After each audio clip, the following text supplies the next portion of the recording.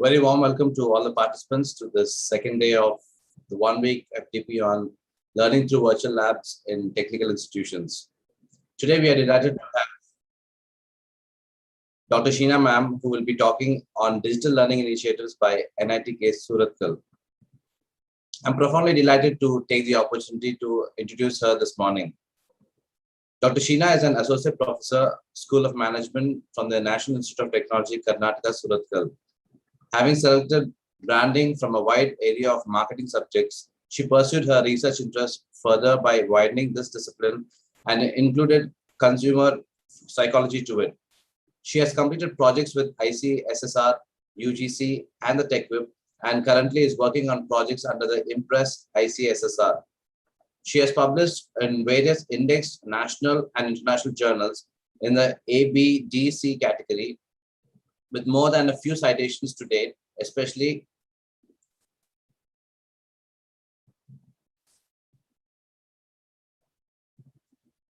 among those branding. Various national and international conferences, she has been, various national and international conferences venues have seen her papers, which was really appreciated by the erudite crowd. She has organized a number of national and international seminars and conferences on management and education. It's a rare opportunity of having a plethora of women leaders from different walks of life in a single day on one platform was made possible by organizing a leadership summit. Also, she has organized a number of management development programs for the managers of the corporate sector. A career graph spanning 16 years as a teacher in state and central universities before moving into NIT Karnataka, Dr. Sheena has been awarded with the Best Teacher Award during her illustrious teaching careers. She has also been awarded the Outstanding Woman in Management Award in the category of Marketing by the Center for Advanced Research and Design, Venus International Foundations, Chennai, in the year 2020. She has adorned a number of administrative positions and is now currently holding the position of Outreach Coordinator for the Center for System Design at NITK. Her busy work has not dented her passion for Bharatanatyam, which she still trains with a child's zest, apart from reading books during her leisure time. Ma'am, thank you very much for being with us today. I give this time to you. Over to you, ma'am. Thank you so much for the warm introduction, Professor Daniel. And a very good morning to all of you.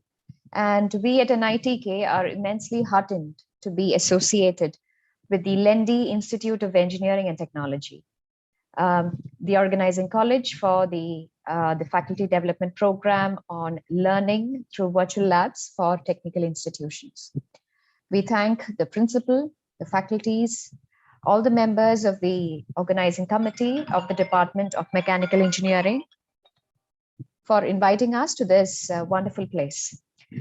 Today, while we are getting to learn something new, this is one quote that always I reminisce before the start of a program, quote unquote, and suddenly you know it's time to start something new and trust the magic of new beginnings. So we earnestly hope that our sincere efforts of the day and for this entire FDP would pave way for creating a new learning pedagogy in your campus. As Professor Daniel already said, I have been a management teacher for a decade and a half now, and almost 9 years of it spent here at NITK. I've spent some very memorable time teaching and learning from other teachers and the students as well. Now, and my association with the SOL Lab, the Center for System Design at NITK, was one such learning experience. This is a place where there are high-end technical academicians, researchers, and students, and where they all deliberate about futuristic learning solutions with a protracted view to include multidisciplinary and transdisciplinary streams of education. Now, over the years, I have come to realize that the metrics thus far in our educational system has been far from equitable to our students. Every individual has got her own distinct skill sets. And education, of course, is only about nurturing and facilitating and allowing the blooming of every learner's unique learning potential. So with that, let me quickly share my screen. I will just stop sharing my video right now so that I can preserve the bandwidth. I hope you will bear with that. Yeah, sure, ma'am. And I hope I'm audible enough as well. I forgot to ask that in the beginning. Yes, ma'am. Loud and clear. Yes, it is. Yeah.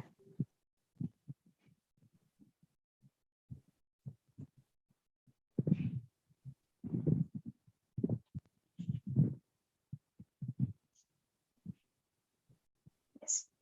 I hope you can hear me now. Yes, ma'am. Yes. So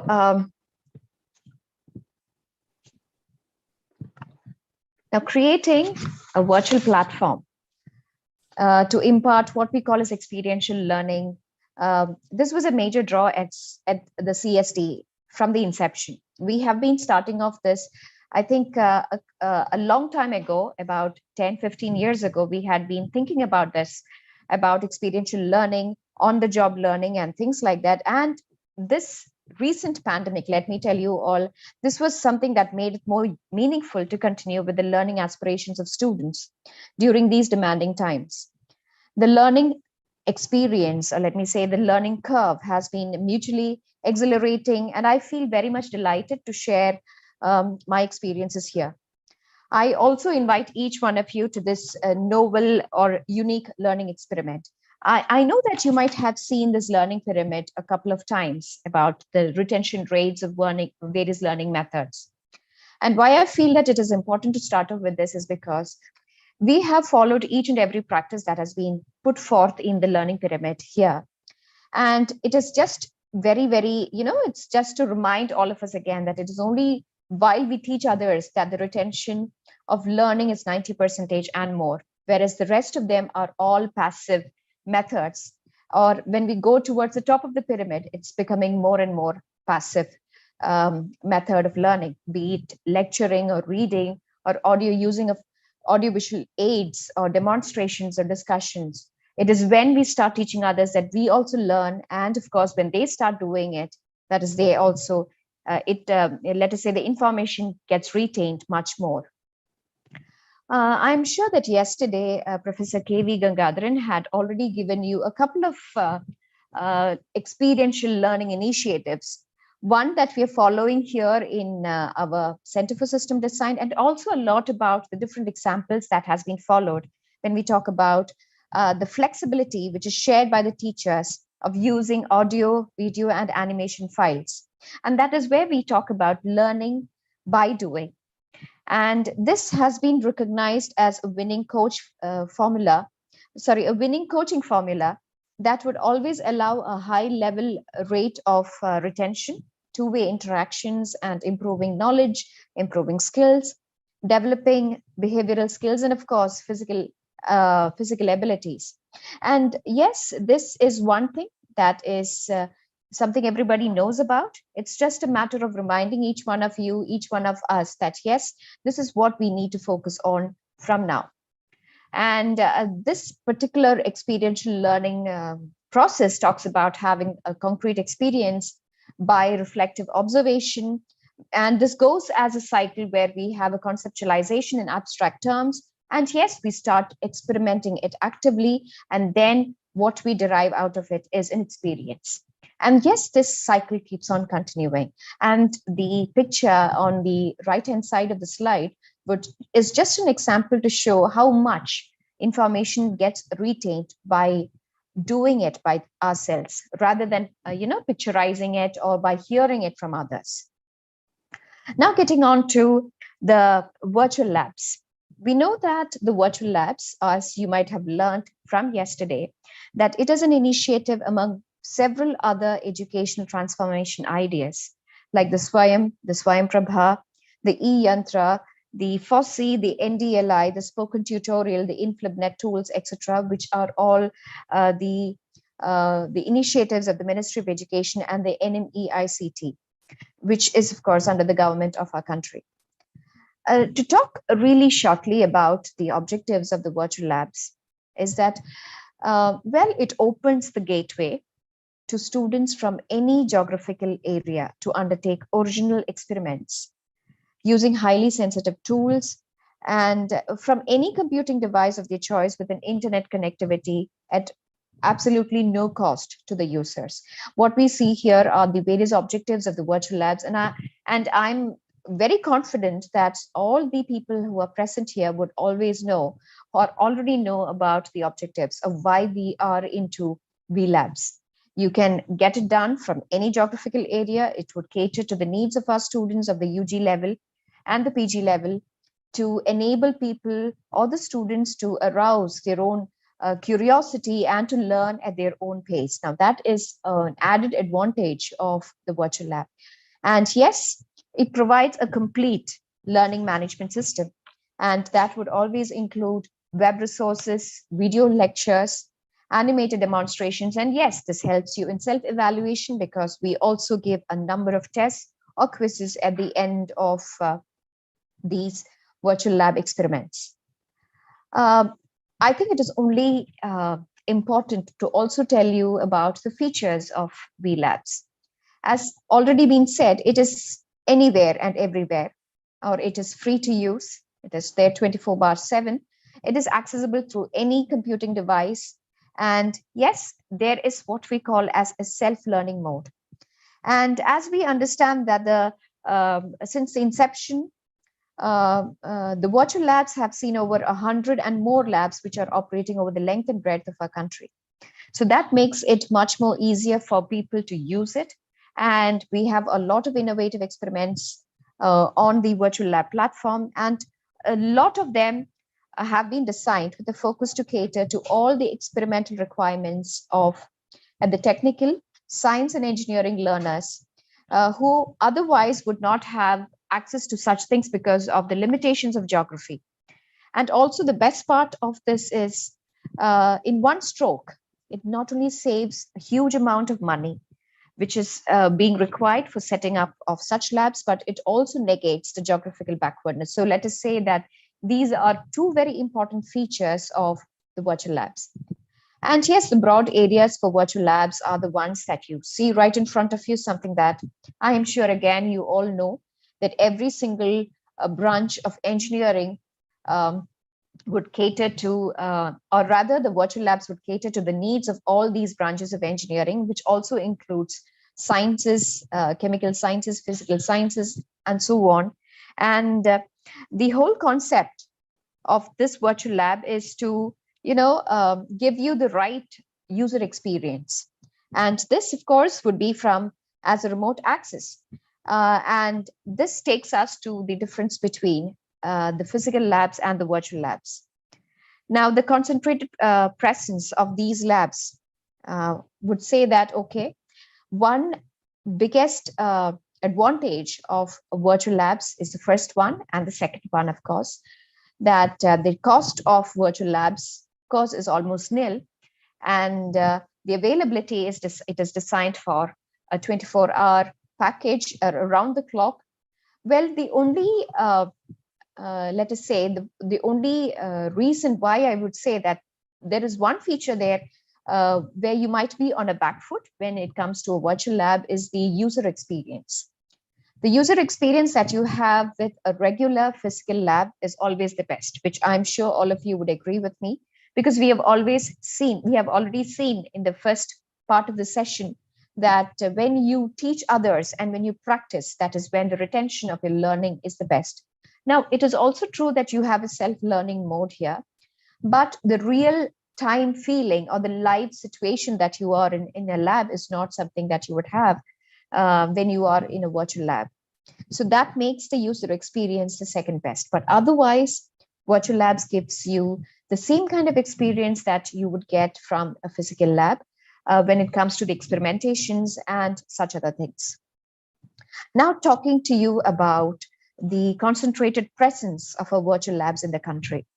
Now, it is here for you to see that in this slide, well, it is self-explanatory about its tremendous popularity and its utility to its users. And you can see from the map that it is like tremendously increasing. And yes, we are still counting, it is still growing. Our outreach programs have seen more than 251,265 participants. It is still growing. As I said, these are the statistics which has been taken down a couple of months ago, and now I'm sure this has gone up. We have been able to establish around 1,066 nodal centers, virtual labs across the country, and 1,540 workshops have been run.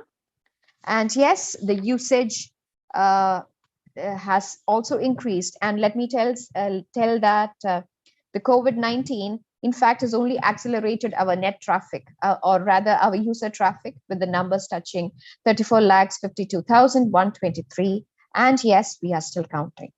So just to give you an overview about the popularity of virtual labs across the country. And I also felt that it is just right to tell you about the outreach activities of the Center for System Design at NITK by the NITK Virtual Lab team. This is the statistics that we recently took. And yes, we haven't noted down the recent ones, maybe from a couple of months ago. But yes, the physical workshops that we have conducted in 4 states are 171. And the number of online training sessions conducted are 210, 248 sessions in the colleges of Karnataka, 70 in colleges of Kerala, 22 sessions in different colleges of Tamil Nadu, 9 in Maharashtra, and so on. And we have a total of 302 nodal centers, about 20,483 and students and faculty members trained are 23,926. And yes, as I said earlier, we are still counting. Now, we have also been doing a number of FDPs in other states as well, and that is given on the right side of the slide. We have almost covered a huge part of the country by now, and we are still looking for, sharing our knowledge about virtual labs to as many colleges and as many states and as many people as we can by making them understand of course, the advantages of using virtual labs, which is indeed a very good initiative of the government. Yes, this must have also been shown to you yesterday about the different participating institutes. There are about 7 IITs, 2 universities, and the 3rd oldest engineering college in our country, along with our institute, which is NITK Surathkal, and we are all active participants with the virtual labs till date. Now, our dedicated team have been able to do a very professional work under the able leadership of Professor K.V. Gangadharan, who is the professor in charge of the Center for System Design and also a chief coordinator at the CSD. Let me now take you to some of the initiatives that we have or that we have developed at the Center for System Design. And that is the Lagupatta. Now, I'll just give you a very short overview about what is this particular initiative that we have developed here at NITK. At the Center for System Design at NITK. The meaning of Lagupatta is given right in front of you. It is a Sanskrit word. And this means teachings or lessons in a very concise form. And this has been one of the most inspiring initiative of our virtual labs. And this has found favor with a phenomenal number of users, especially during these very challenging times, that is the pandemic, that is what I'm talking about. These are very interactive animated videos, and these were deliberately made short and easy to grasp. So that we can reduce the screen time of these young generation learners who already have an overdose of screen time during the lockdown. Now, these educative videos effectively demonstrates the do's, the don'ts, and it helps, and it has largely helped in reducing the training cost of the users. So the next slide is something where I shall show you about a certain video about what is meant by the Lagupatta. That particular video will help you to understand what it really is. And we shall also see one of those experiments that has been developed under the virtual labs as a part of Lagupatta. So I will just stop sharing the screen now so that I can increase the volume. Just give me a minute, please.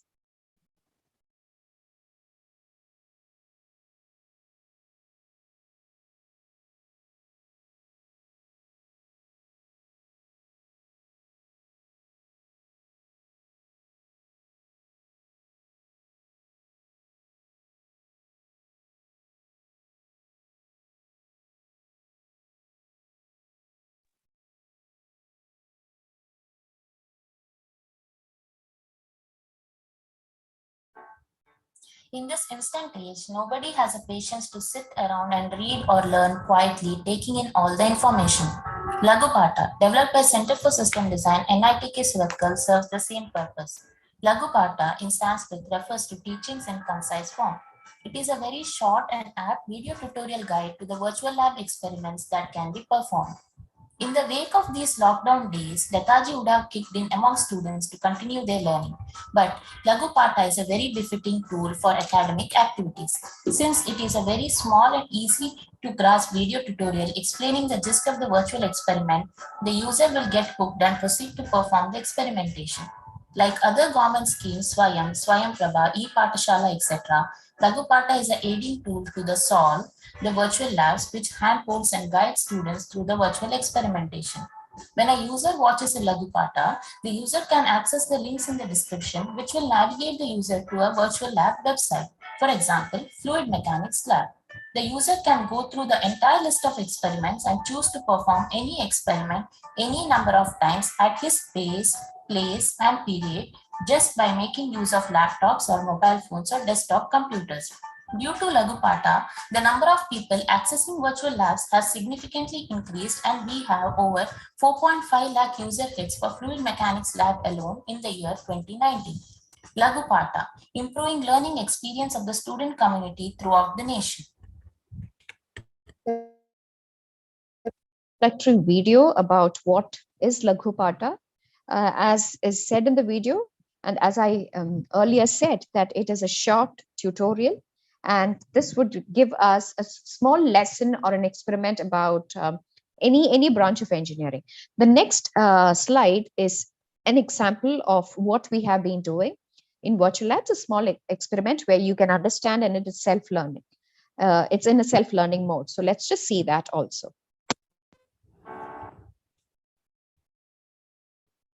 Welcome to Lagupatta from Solve the Virtual Labs.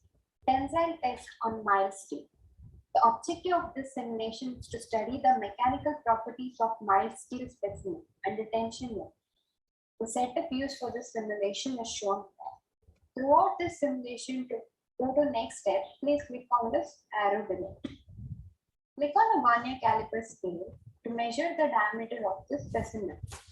The diameter is measured in two perpendicular directions. This is the second direction, and the average initial diameter is formed. Click on the scale to measure the length of the specimen between the grips.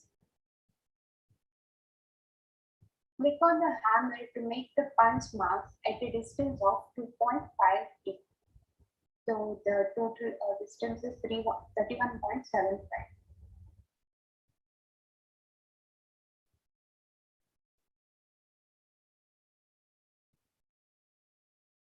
Click on the rotating lever to lower the machine bottom part.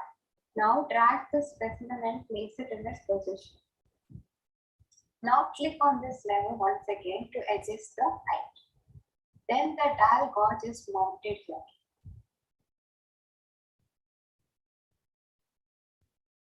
Now click on the adjusting knobs of extensometer to adjust the readings to 0.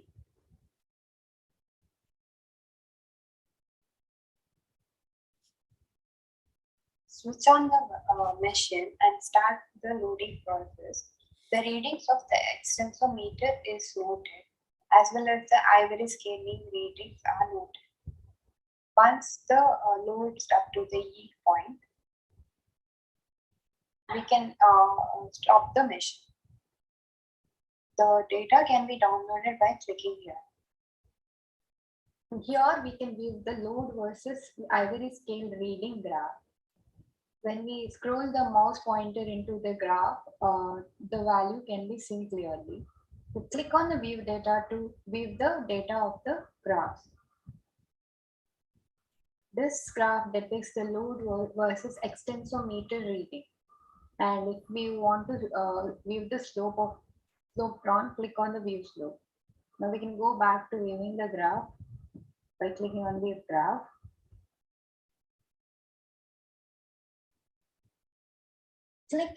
Click here to join two pieces of the test sample.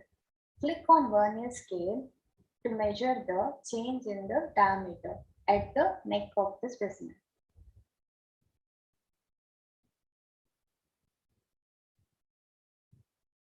Click on the vernier scale to measure the final length between 3 punch marks. The yield stress, tensile strength, modulus of elasticity can be found. Percentage elongation and percentage reduction in area also can be found. So enter the values.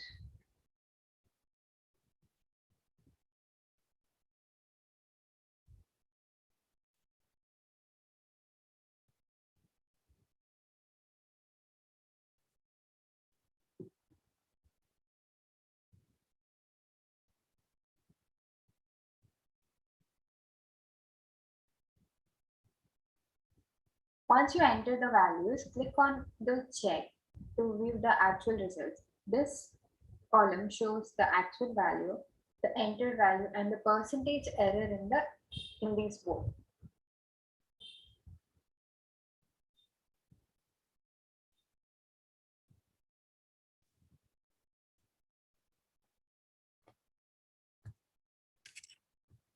So experiment, which is a very short experiment that was developed by the Department of Water Resources and Ocean Engineering, which is formerly called the Department of Applied Mechanics and Hydraulics at NITK. And this was just a small instance to show you about how exactly do we develop different kinds of experiments and in different branches of engineering. And yes, this is just yet another initiative which comes under the Lagupatta initiative of the Center for System Design. Having said that, I would like to take you through to a few content creation tools. But before that, let's just say that the virtual learning tools, we know that have made indeed a visible shift from being a teacher-centered to a learner-centered approach. But the deductive traditional method of learning, or more specifically, the traditional method is certainly not the way out. Let us always remind ourselves about that. We know that we are teachers and we would always love to go back to the traditional method of teaching, and it is still going to stay. The only thing that we need to understand here is that it's going to be a mixed blend of both the traditional as well as the contemporary methods of teaching learning approaches that we have started seeing from, let us say, the last 1 or 1.5 years. We at the Center for System Design at the SOL Lab, we are indeed looking to balance both of them so that we can reap richer dividends on the whole process of education. Now, as I said, let me also take some more time to familiarize you with a few content creation tools that we use at NITK. And many of you must be quite aware about this. One learning management platform that we have or that we use at NITK is the IRIS platform. And this has been developed by our own students and, of course, with the help of our faculty. And we basically make use of two different kinds of tools. One is the Moodle, and the other one, of course, are the Microsoft Teams. So let me just tell you what I do with respect to my courses in management. And in case I need to take a live session, of course, I would always go to Microsoft Teams, create a team. And yes, I'm also sure that many of you or many colleges, or let us say almost every college, have started making use of MS Teams because it is so very user-friendly for live sessions, for giving different kinds of assignments, and it has got a lot many facilities. Now, if I need to pre-record my session, I would always do that on Moodle. So let me just access my courses on Moodle just to show you. One of my courses that I take for my students in MBA is financial accounting. I just started off with the course here. So I will also show you another of my course where I have actually, let me just go back and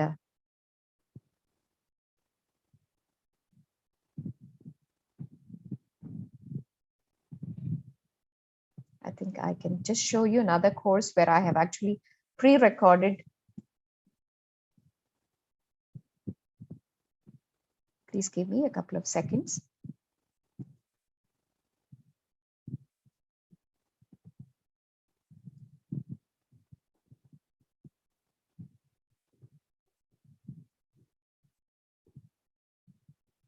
Okay, let me just take you to one of my courses which I had taken the last semester, that is brand management.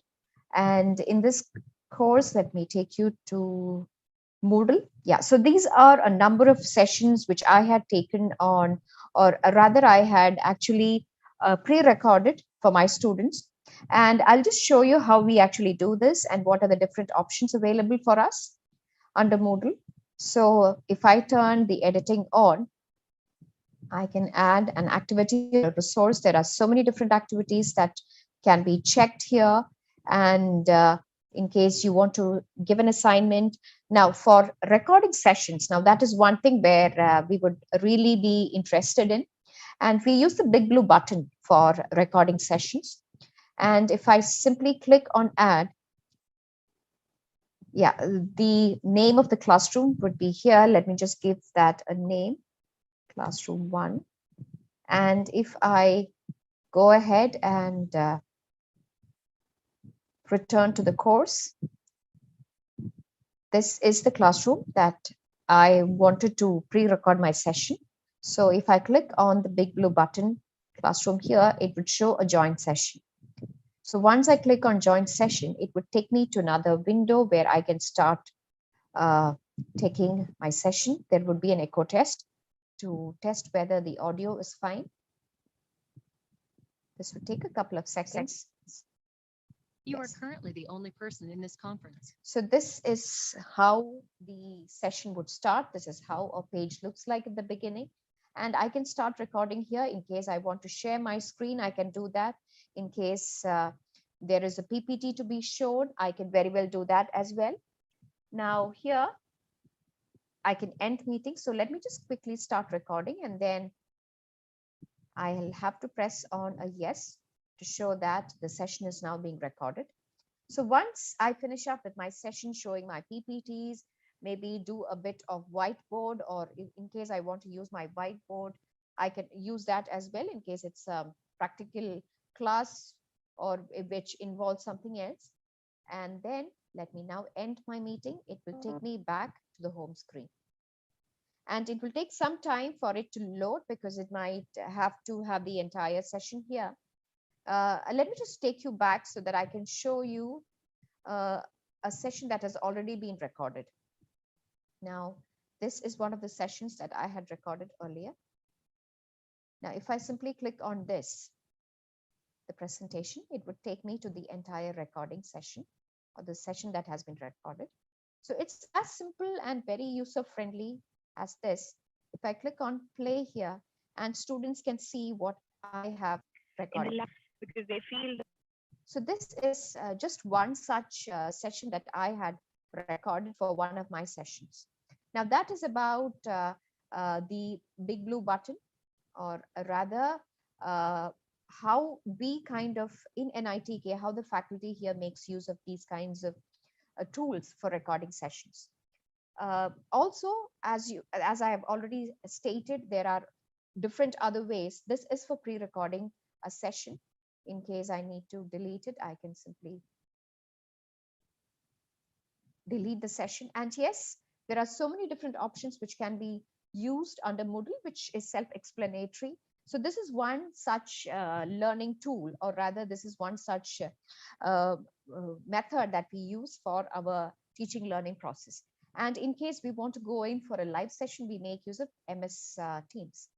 I thought it would also be best to show you a couple of other apps which are which is like very user friendly and which can be used by all. So one such app is called the Loom for education. There are other apps as well, and of course I'm sure Beryl will also be telling you a little bit of that maybe today or in any of the other sessions perhaps. So one such app is called the Loom app. You just have to type it out on Google and it would take you to loom.com. And there, let me just tell you, this is a freemium model. And but they do say that Loom is completely free for educators. So what you need to do is you need to get yourselves verified that you are a teacher or a student. So you have to verify your education account, and they would ask you a couple of questions here. You would have to sign up on the Loom app. I have already signed up on Loom app. So in case I click on here, it would take directly to my account. But let me just, I have used my official ID, that is sheena@nitk.edu.in. And it is always advised to use your official ID, your college ID, when you are trying to verify the education account for Loom. So if you click on next, they would ask you a set of questions which you would have to uh, write yes or no. And then if you click on next, you would have to sign up for Loom, which could be using Google, Apple, or so on. And then you get your free account. So once the free account is being made, once the free account is being made, then what would happen is you would be taken to your personal library, like how mine has been created here. So let me just quickly show you my account. So this is one of my Loom account that has been created. These are a set of videos that I had created for my classes and for a lot of sessions like this. So I'll just show you very quickly how you can create videos using the Loom app, which is a very user-friendly app and indeed quite attractive as well. Now, there are two ways by which you can create content using Loom app. One is by installing a Chrome extension, and the other one is by installing a desktop app. So here you have two different ways by which you can do it. You can install Chrome extension. For me, it has already been installed, so it would just take me to the extension that it has already been installed, and you can already see the extension. And the other one, so let us just go and see how the extension works. So if I click on the extension, this is exactly how the extension would, the Chrome extension would look like. There are different ways by which you can record your video and your voice by using your screen and camera, only your screen or only your camera. So it is up to you how you want it. Everything would be shown, and you can just go ahead and start recording. You can change your background. This is a new feature right now. And once you start recording,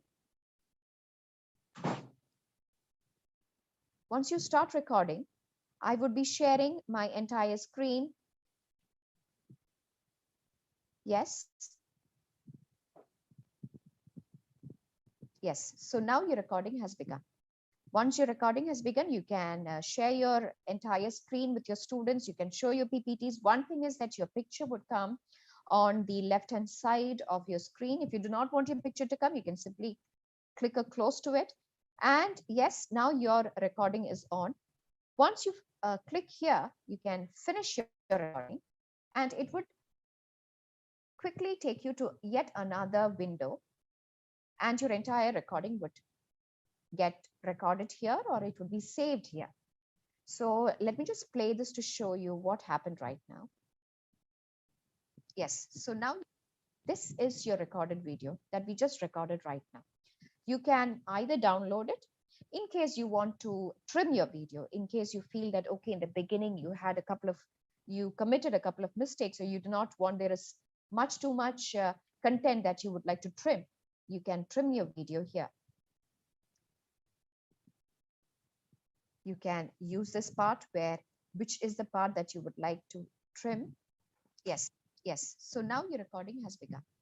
Once your recording has begun, okay, so a couple of, it's getting improved. So here you can click on the place where you need to snip off. And then what you can do is, in case you want to save changes, you can save changes. Just a minute.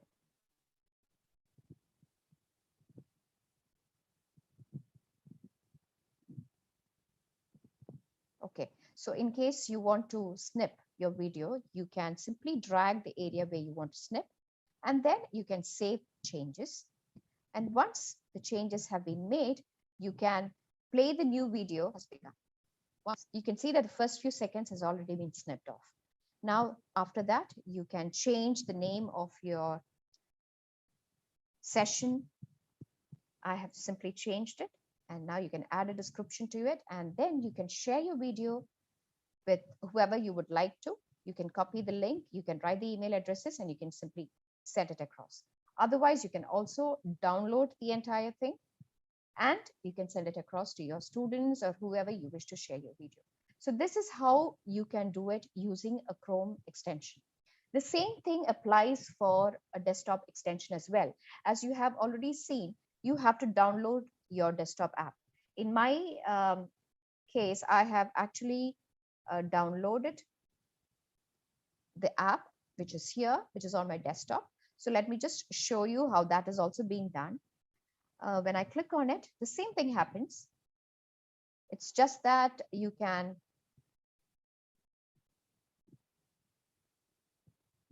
well, the video should be coming here, but somehow, let's see. Yes, now the video is coming. The video will be coming on the left-hand side again. Yes, now there it is. And again, you can start recording. You have a couple of tabs here, which shows the recording can start or stop here. You have a couple of other things as well. Now I'll just go ahead and start recording. You can see that in case you want to click here, you can click and stop recording now. Yes, so this has, after the beep sound, it starts. And then in case I want to show a part, okay, I want to highlight a part, I can use a draw. So there are quite a few options here as well. And as I said, the same thing applies as we just saw in the screen, I mean the Chrome extension. And when I want to stop recording, again, it will stop and then it will take me to the new window as it had taken us earlier, and it will be copied here. And the same thing can be used for sharing, or you can trim your video, you can save the video, and then again, you can download it and send it to whomever you wish to. Now, this is what the Loom app is for. This is just a very user-friendly app or application that has been used. And I have been using this quite a lot. And this has proved to be something which is very easy to use, quite easy to create content like the many others. So in case you do not have any of these kind of content creation tools at your end, maybe in your college or so, you can always make use of this, or for any presentations or more so like. So with this, I hope that you have got an overview about virtual labs. And let me say as a concluding note that, there is this very beautiful quote by our late President, Dr. APJ Abdul Kalam. And he is one person, I'm sure, who must have inspired all of us by his nature and by his words. And so let me just end today's session by just saying this very beautiful quote of his. Difficulties in your life do not come to destroy you, but to help you to realize your hidden potential and power. Let difficulties know that you too are difficult. Thank you so much for patient listening. And I am very happy to have been here and to meet all of you, so that I could spend some time with you and share the few things that I know about the virtual labs and share whatever I know about content creation tools as well. Thank you so much, Professor Daniel, for inviting me, and also to the rest of the organizing team. Thank you. Thank you very much, ma'am. Thank you for elaborating to us the various digital initiatives by NLTK Surathkal. Now I give this time to Beryl Thomas. Yes, Sorry, would Beryl be taking over from here? Or in case there are any questions, yes, I'll be happy to answer that as well. In case there is anything that you would like to know about the Loom app or something about our initiatives at CSD, it would be great to answer you. Yes, ma'am. Dear participants, if you have any questions, please use the raise hand option so that we can unmute your mic and you can actually ask your question to ma'am directly. Yes, sir. I think there are a couple of queries regarding the recording and all the details. Probably Daniel sir, you can give an insight on the live streaming and the other aspects, how they will be able to access the sessions after this. After once the FDP is finished, we will actually send all the links to the participants, to all the participants who have actually successfully completed the filling the feedback forms and finish the tests and all. So we'll be sending all the details to you. So don't worry about that. We will do it from our end. So I think we have a couple of questions from. Yes. Yes, sir. I can see a couple of questions on the message on the chat box. One is whether the Loom app, I'll just scroll it down. Yes, one was by Dr. Asrar asking that. I'm sorry to interrupt you, but your voice is a little bit low, ma'am. Oh, can you hear me now? Is it clear? Yeah, if you can be a little bit loud, it will be fine. Yes, sure, Thank sure. you. Yeah, now is it audible enough? Yes, ma'am. Yeah. Thank you. So one question was without showing a photo, is there any option? Of course, sir, there is an option. You can simply close your picture on it. And then, I mean, there is a close button where you don't have to show it. And also there is yet another option where you just can't show your screen. It's a very self-explanatory mode. I'm sure you'll be able to find it. That should not be a problem. So yes, there is something of the sort. You can take classes even without showing your picture. There was another message. The name of the person is not known here, but is it possible to do new research work virtually? Of course, yes. But then this is just a demonstration of the VLabs. Well, the VLab development comes as a next stage, which is indeed quite, a little bit more strenuous, where you would be told how you have to go through various rounds. So of course you can do all the research work virtually, especially so that is how we have been developing here. So that should not be a problem at all. But the only thing is that it is, a little bit more strenuous, and there are a number of rounds to go through. That is from R0 to R5. And well, that comes as a much more advanced level of VLab development. But in this particular session, in this FDP, what we are trying to do is to make you aware about the different demonstrations of virtual labs. So it is indeed something that is possible. Loom is free. Loom is a freemium model. Now, what has been said till date is that for people who are teaching and learning, Loom is free. What you need to do is you have to get your official education account verified. And once it is verified, you can go ahead and start using it. I have been using it for some time now, and till now I have not been asked for a payment. Yes, I think more or less this has been the same questions that has been asked. So, Yeah, ma'am, I think there was a question about Iris, whether it is freely available. So Iris is actually an internal yes, software, and Moodle is actually available openly, and you may implement it. Yes. Iris is a learning management, a platform that we use that has been developed by our students and faculty.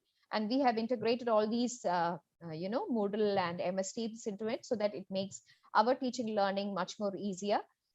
So Iris is not something that is available to outsiders, or rather for any other colleges.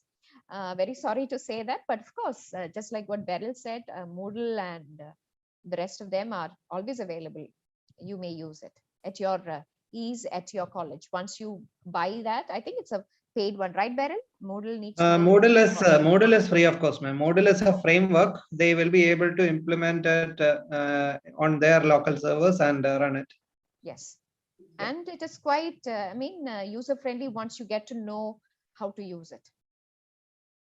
And even there was a question whether Lagupatta is a web portal. No, it is actually a tutorial series. Maybe you can add on that, ma'am. Yes, it's a tutorial series that we had developed at the Center for System Design, and it is about very short video tutorials that we have designed, and we are our students, and not only that, it is available to all. And we do I will probably share the link to our YouTube channel here. Yes, it is available on our YouTube channel. Please visit our YouTube channel of the Center for System Design, and you can find a number of videos. And of course, you may please use it also. by watching it. I'm sure it will be very informative and useful for every one of you in case you belong to that particular branch of engineering of the tutorials that are being shown.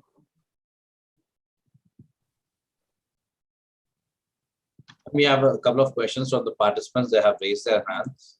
Yes, yes, please. Can I unmute them for now? Yes, yes, sir. Yes, Please. one Mr. Suraj Kulkarni, can you please unmute yourself, sir?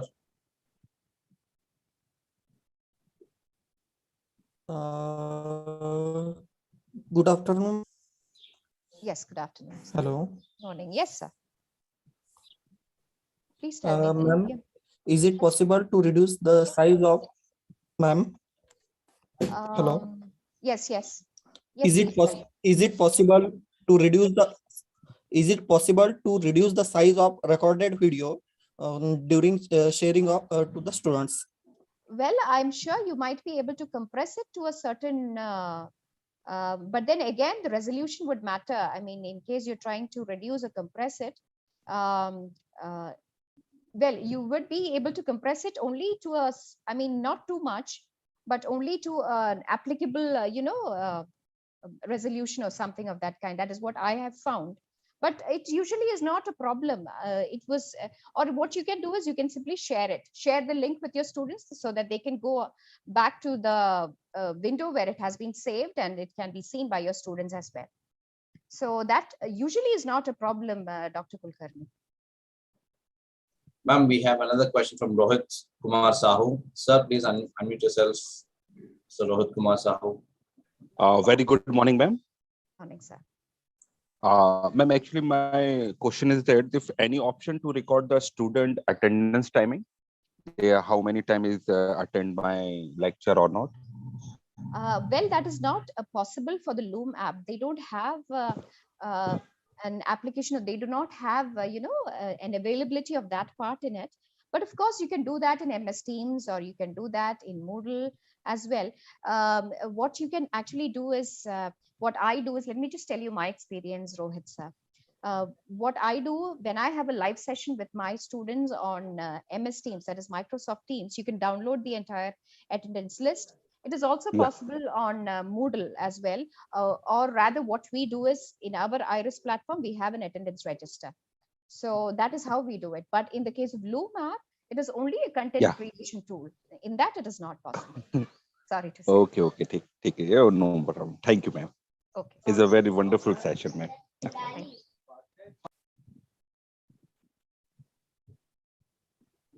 Any more questions from the participants?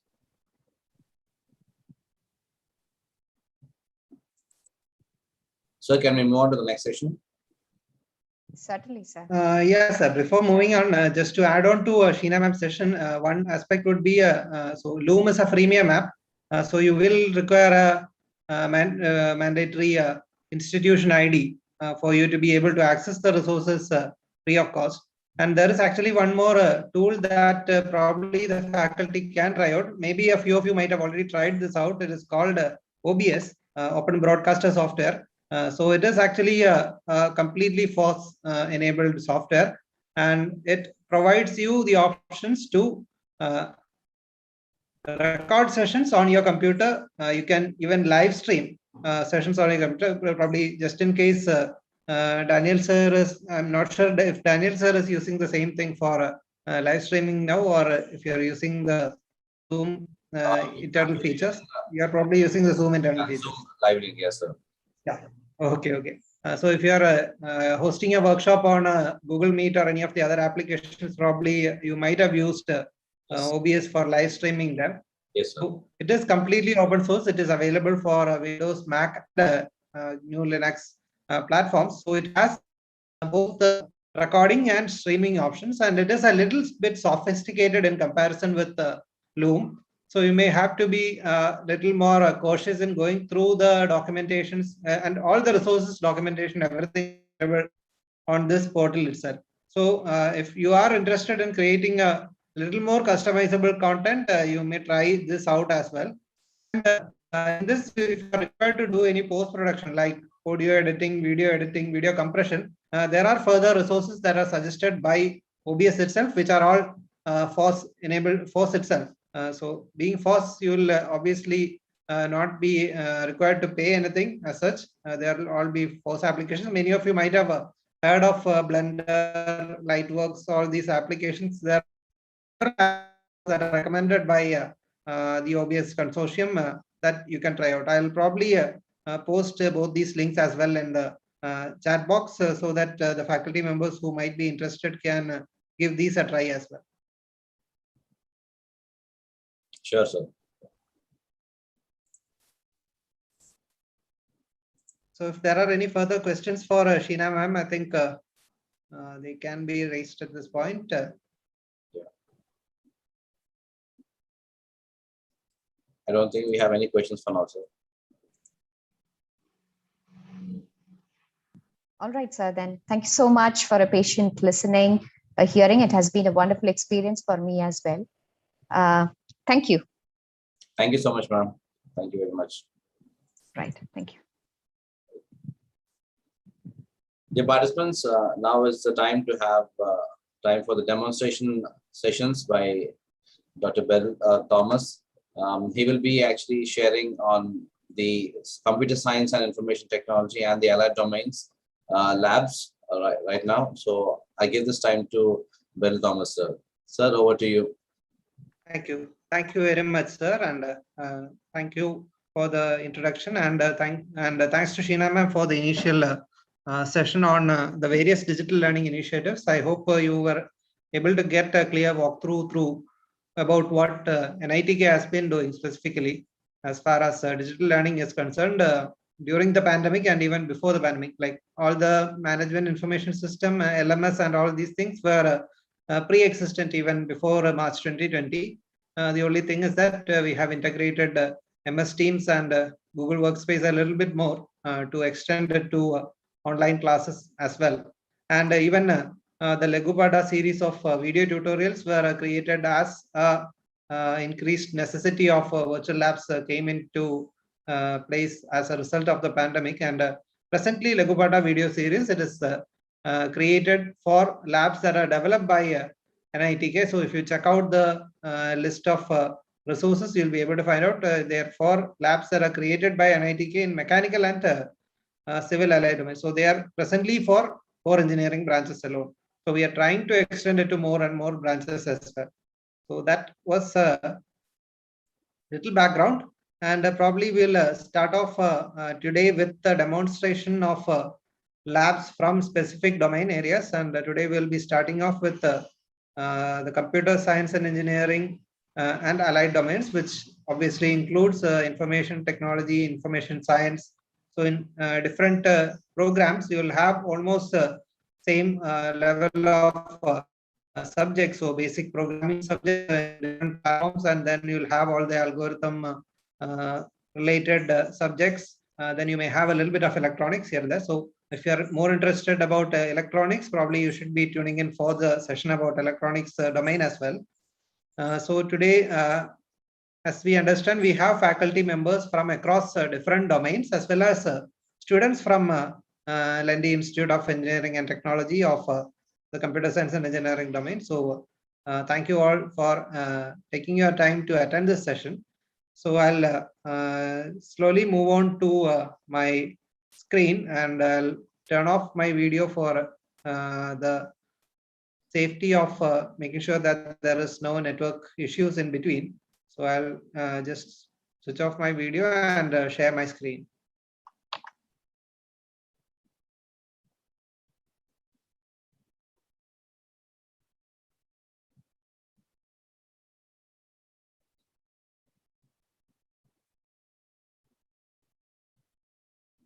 Sir, can I get feedback if my screen is visible and I'm clearly audible? Yes, sir. Your screen is visible and you're audible, sir. Thank you. Thank you very much, sir. So we'll go forward.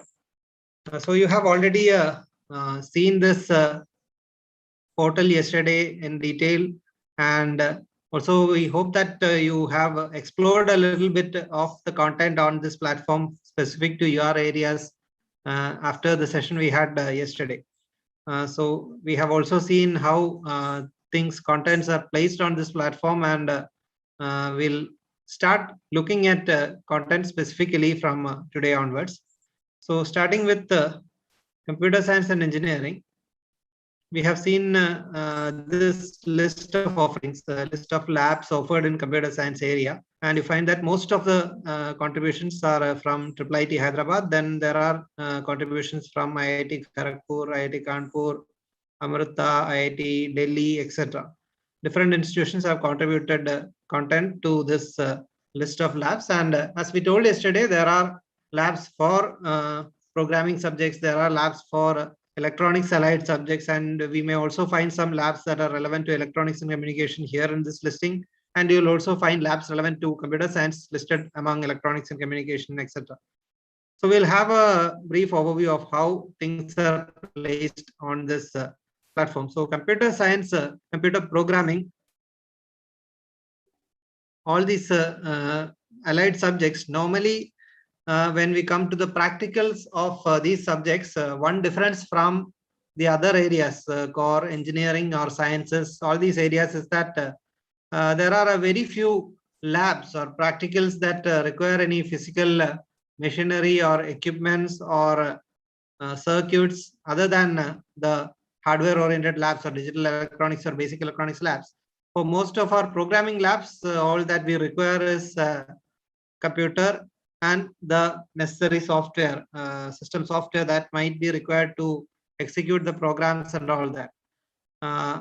And for using the virtual labs also, again, that is almost the same thing, the same requirement that we have for virtual labs also. So when we think very broadly, very plainly, you may feel that virtual labs not really a necessity for computer science faculty members as well as computer science students. But in practicality or in reality, computer science labs or computer science resources in virtual labs are as useful as the other engineering branches for faculty as well as students, for learners from all walks of academics, because you all know that how troublesome it can get at many times to configure dependencies and configure extra requirements. So we have already seen yesterday that for using the labs in that are flash based, we are requiring an additional add-on.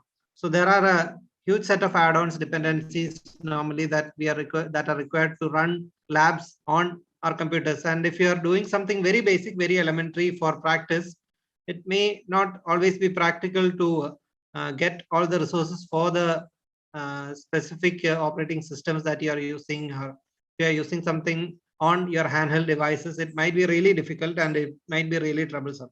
So there is the when computer science students and learners can find a lot of purpose in using virtual labs, because you won't hardly have to configure anything, install anything to try learning your programming subjects or algorithm subjects. You can try out things directly on your web browser, on your mobile, or even on your PCs or laptops. Even your mobiles will do for most of the newer labs, as we were talking about yesterday. So we'll have a look at a few of the labs right now. So the main target of labs in computer science is rather than giving a platform to simulate or practice experiments, as in the case of other labs where you have already seen a few samples by Gangadharan sir and even Shrestha yesterday for core and circuit branches. We've seen a few experiments where you are replicating what you are doing otherwise on your lab floor with some circuits or with some equipments or with some machineries. These labs in computer science, except for the hardware labs, are mostly oriented towards cognitive learning or conceptual learning. So learning the concept, understanding the concept is the primary target rather than performing the experiment. So performing the experiment, after all, as I said before, we really don't need an additional platform in most cases, because it's just the computer and the software requirements, additional software requirements that will require to run labs for practice on your system. And so we'll start looking at a few labs from here. I'll start with one of the older labs in computer science, which is called as Computer Programming Lab. And if you go into the lab page, you will find this interface. So this interface is a standard thing for all the labs that you will be seeing from today, irrespective of the domain areas or branches. This particular template of look and feel is adopted as a standard by the consortium, except for a few older labs.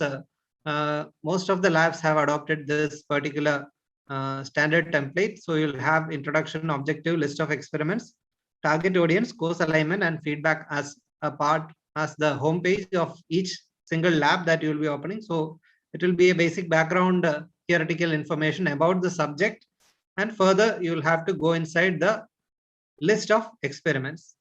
So you saw this pattern yesterday also. You'll go inside the list of experiments where you'll be finding a bunch of experiments. From there, you can choose any one experiment of your choice. And going inside, you will have a set of headings that will look similar to the headings that you have seen long and far since your PU or 11th and 12th classes, or even before. Ever since you started doing performing practicals, you would have seen all these headings: same, theory, procedure. Simulation is what replaces the actual performing of the experiment in this case for virtual labs. Sometimes it might be called experiment. The headings, the wordings might vary a little bit here and there, but overall, every experiment, every lab will have theory, simulation, and some evaluation tools. So here we have a pre-test and a post-test. After learning the theory and after performing the experiment, you can attempt these quizzes and try and see if you have learned the concepts right. So as we discussed yesterday, we cannot monitor these quizzes as a faculty after assigning the quizzes to the students. These are all defined in a self-learning way. They're all self-learning tools for students. So you can ask your students to perform these experiments, attempt the quizzes, and learn for themselves, and probably report back to you after doing all these activities. That's how it has been defined. So starting with the aim gives the objective, what the experiment is all about. Theory will give the background information about the particular concept discussed. So here I've opened arrays experiment. So it is the broad concept of arrays that is discussed in detail. And then there is a pretest that can be attempted after reading through the theory. So you can attempt it and submit it, and you will get your results. And then it gives the procedure to perform the experiment using the simulation. So remember, in every case, not just computer science, for every branch, the procedure means the procedure to perform experiment using this VLab tool. It's not the procedure that you may be following in your real lab, because it is how the experiment is supposed to be performed on this simulation is what the procedure will be written here. You cannot use the same procedure for writing in your record books always, because that might be on how you'll be performing the experiment in your real physical lab situation. So that could be different a little bit. So this procedure is the step-by-step instruction for you to follow if you are performing this experiment on the VLab simulator. And also along with procedure, you may also have some system requirements or prerequisites that you're required to perform the experiment. Like you saw yesterday in basic electronics lab, you found that it's developed using HTML5 and JavaScript. So it basically runs freely on any web browser. Whereas in some other cases, like the asterisk mark labs here, you may be required to use the workaround for running those particular labs. And then there are a few other labs also where some additional dependency tools are required. We are trying our level best to eliminate all these dependencies as the upgraded versions of each labs are brought out. So that's how it has been conceived. And once you read through the procedure of the experiment simulation, you can proceed to the simulation itself, where the experiment is being performed, and then attempt a post test after the simulation, and you have references and feedback links for additional information as well as to give your feedback to the developers. So there was a question about where you'll be reaching out specific to labs. So specific to labs, you can always use the feedback forms that are there along with the labs that are published here. So you'll be able to write your queries directly to the corresponding participating institute that has developed a particular experiment or a lab. So now with this, we'll go into the simulation where the experiment is actually happening in this case. So there are two parts for this arrays experiment, that is one-dimensional and two-dimensional arrays. For simplicity, I'll go into one-dimensional array. And you have seen the procedure in the previous step. In experiment, you have, just a second.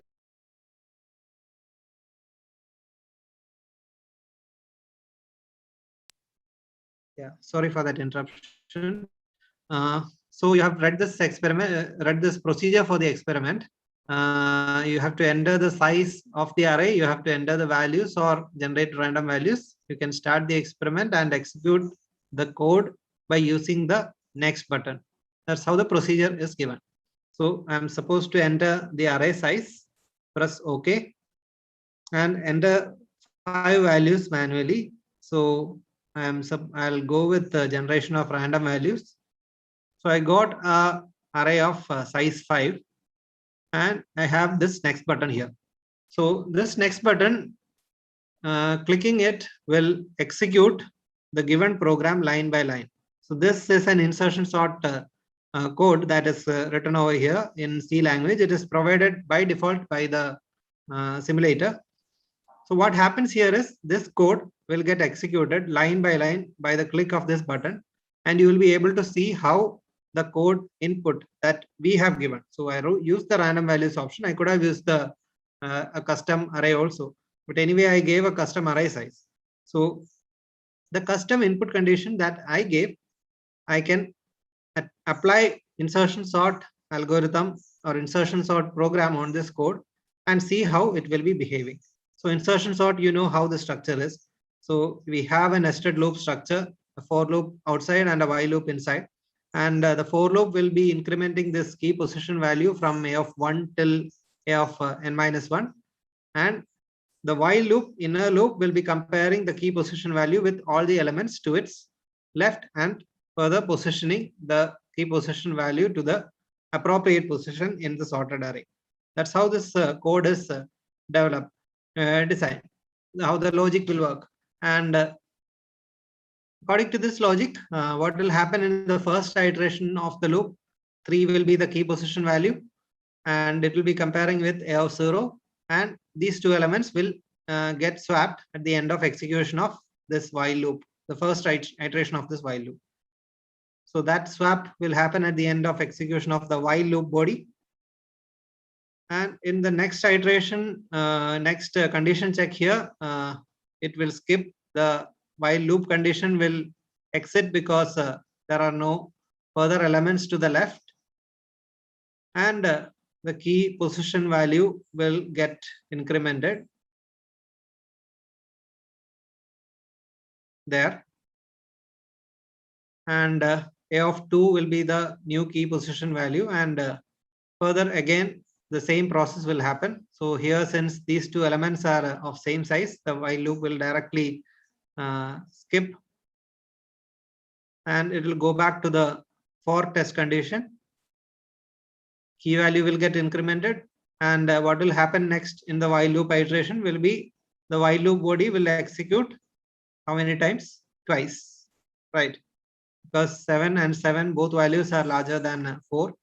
So the while loop body will execute twice. As you can see, this red line running over here, the red highlighting, red font, you'll see the while loop body getting executed twice. And then the loop will exit. The while loop body will exit again. Since 3 is lesser than 4, while loop body will exit after two iterations of the while loop body. And then again the key position value will increment to the last value. So here again, while loop will execute twice to position the value 6 to 2 positions to the left. And now the while loop will exit, and even the for loop will exit at the next condition check, since there are no further elements to the right, and the return statement will get executed. You will get a message that the code running is over, and you have the final output array also.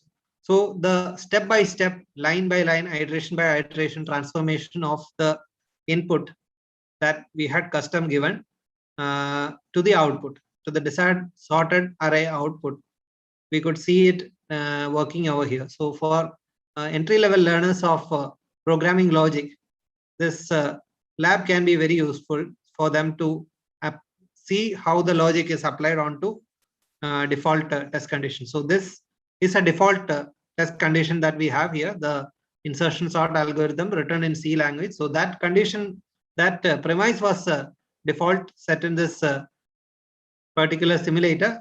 We cannot alter that, but it can be altered according to our convenience. And that's just so all the labs in this computer programming lab is a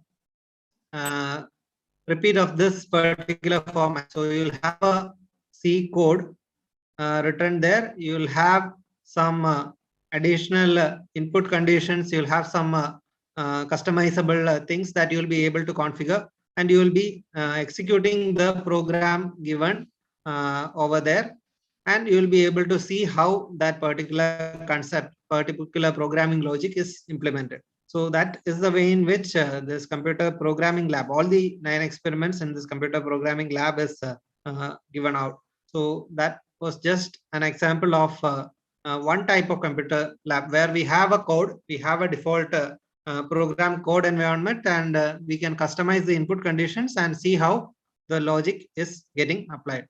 So this is one type of lab in computer science where you have codes given by that can be run and you can learn the logic. So all the other experiments also here are in a similar way. So all these are different logical aspects in programming, and it will be executed with the backing of C language. And if you go back, so you can try these out, try the other experiments also, and see how each one of these concepts are explained with the help of the particular default codes. And you can go through the procedure and move to the simulator. All the instructions are well and clear. They're all self-explanatory. You'll be able to get a grip of the simulation, and you'll be able to use it for your students. You can recommend these for your students as faculty members, and even for students, you will be able to try out at the basic level, at the elementary level, to learn these concepts, learn these aspects for your basic tutorial. So if I'm not sure from which years are the students who are participating or attending from. So if you are from basic years, this will be helpful in learning the concepts for the elementary programming levels. And if you're from advanced years, probably these will help you in preparation for your placements or any other activities as such as well. So this was one example of labs in computer science. We'll probably look at another language right now, which is implemented on the same concept itself. So it is listed among upcoming labs. So upcoming labs means they are under some sort of either, or they are having some sort of additional testing going on. So you may encounter a little bit of bugs in 1 or 2 experiments there, but overall, just like in the case of approved labs we have on the developer portal, upcoming labs also will be functional to whatever extent they have completed development and testing and maintenance. If there's some maintenance activity, there might be a interruption getting access to these. So again, if you go into Python programming lab, the interface is similar. The list of experiments, it is again the same way. So if you go into experiments,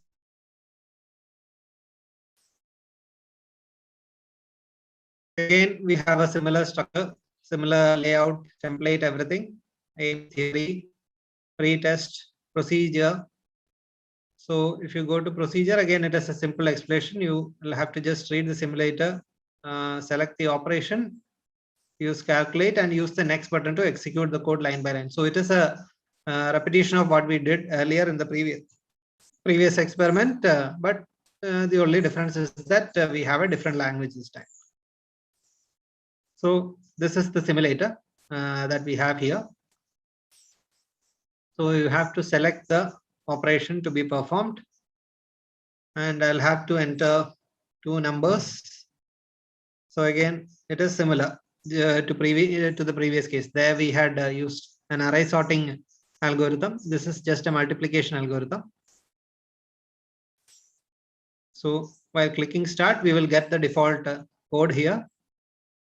And using next button, you can execute this code line by line. So execution of first line, input of first value, second line, input of second value. Third is the arithmetic expression. And fourth line is the printing of the result. So line by line, you could see the execution of the code happening. And you get the message that the program running is completed.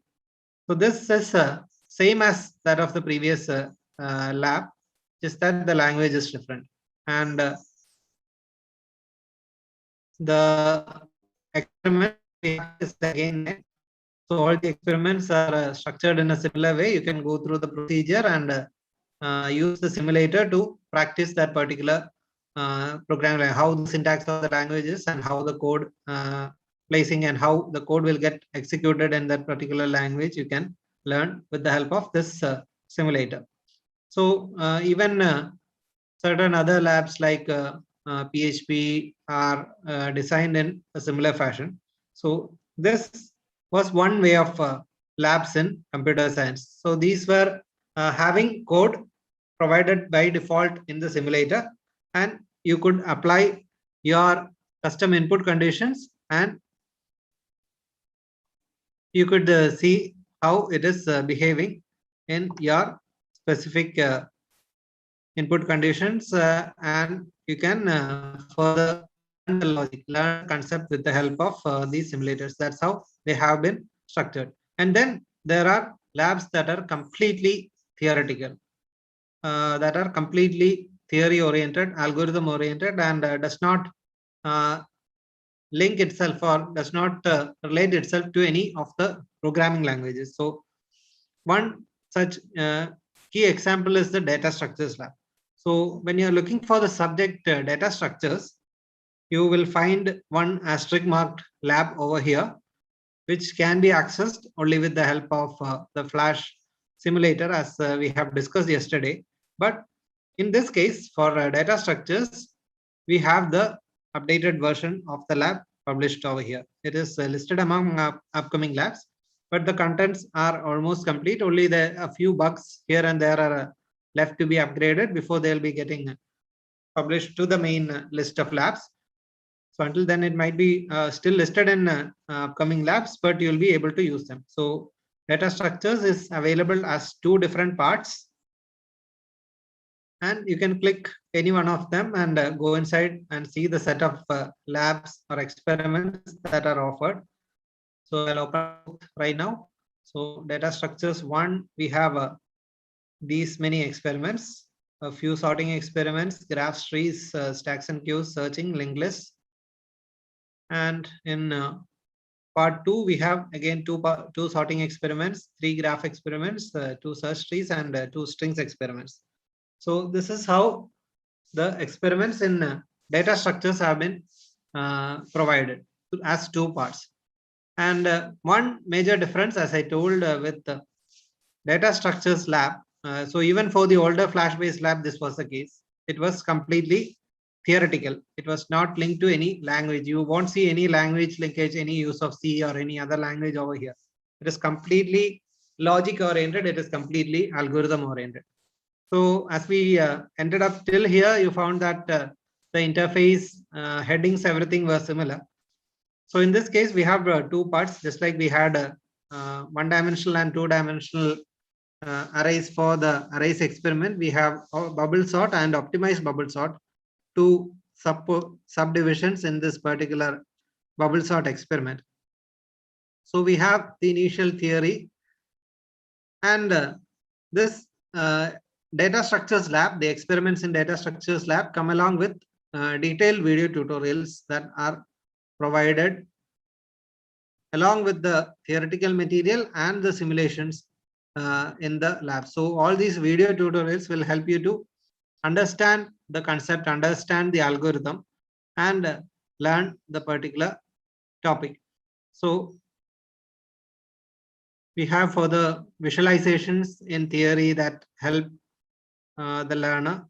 And once we go into the subdivision, we have again aim, concept, algorithm. So the aim, similar again, the concept is explained with the help of a video tutorial, and visualizations inside the video tutorial, which is explained in quite a lot of detail. So you'll have to go through all this theory, and the theory, the implementation happens in the form of an algorithm and the explanation of the algorithm. So here you can see the algorithm is given in plain English. It's not given in any coding language as such. It's given in plain English, and you're supposed to learn this algorithm and implement this algorithm in this simulations that are provided along with. So the explanation is there. And after the explanation, so I'll not go into the videos right now. So after the explanations, you're supposed to implement or apply this algorithm to the simulation. So we have 3 parts of simulations: demo, practice, and exercise. Each one comes along with its own set of instructions. So demo, you don't have to do anything. You have a set of numbers, you have a start and pause button. You just have to start this, and you will see bubble sort algorithm getting applied onto the given test condition. So this test condition was not customized. It was provided here by default. So it will be a random set of numbers that you will be getting each time when you want to apply an algorithm. So you will see in this observations what exactly is going on. So in bubble sort, the elements are taken 2 at a time from the left to right. The array is iterated, and in each comparison, you will be swapping the elements if they are not in sorted condition, and until all the elements are sorted, it will continue iterating the array with each execution, each iteration of the loop. It will be going through the entire array. So you will count the number of comparisons, you will count the number of swaps, what is going on. You will be getting to see swap required, it will swap; swap not required, it will not swap. So here swap was required, it will swap. Not required, not required, not required. So here again swap is required. So in this way, you will see automatically how the algorithm is working. You can alter the speed, and if you are comfortable, you have understood the concept, you can go fast here, or if you haven't, you can keep it slow and closely watch the observations, what is going on. And at the end, you will get a message that the sort is complete with 63 comparisons and 22 swaps. And then the next level of simulation is the practice simulation. So in this artifact, one difference is that we are supposed to do the swapping or non-swapping. So here it starts with 98 and 47. So you are supposed to swap these because they are not sorted. Again, in this case, I'm supposed to swap. Again, in this case, I'm supposed to swap. Again, in this case, I'm supposed to swap. So in that way, one iteration was complete. So here there is no swapping required. So here again, no swapping is required, but if I make a mistake, it will correct me with the observations. Then I'll click next. Then here I'm supposed to swap, but if I don't, it will correct me. So this is the way in which practice is structured. So here no swap is required. Here a swap is required. swap is required. 94, 98, swap is not required. 47, 47, no swap required. Here I'm supposed to swap. Here I'm not supposed to swap. Yes, yes. No swapping and no swapping. I'll swap this. No swap.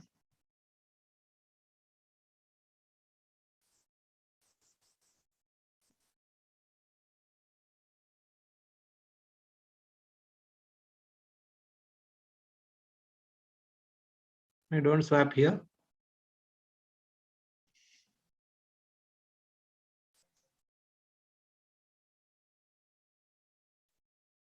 So here again, I'll swap.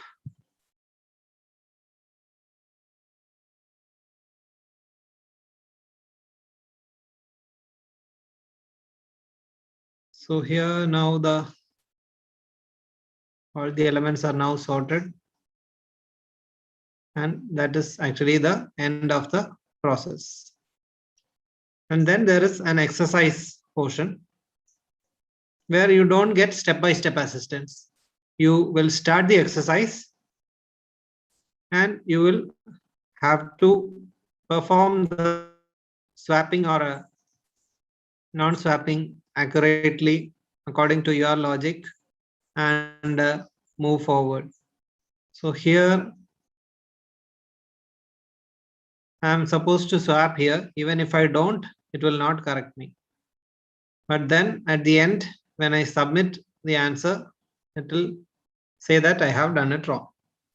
So this is how exercise has been structured. So this is a 3-step simulator that we have. The first one was fully automated. We could see the algorithm getting applied. In the second one, we had a step-by-step assistance. In the third one, we don't have any assistance. We are supposed to completely apply the algorithm on the given set of numbers and submit it and see whether we have done right or wrong. So the second part of this algorithm is also in the same way. So we'll not go into that. We'll just have an additional theoretical part on how that optimization element is brought into the algorithm. And then for the entire algorithm, we have an analysis chapter where the algorithm analysis is discussed. So again, we have tutorials, videos that explain the concept of algorithm analysis and bubble sort analysis, algorithm analysis. So the different time and space complexity aspects is covered.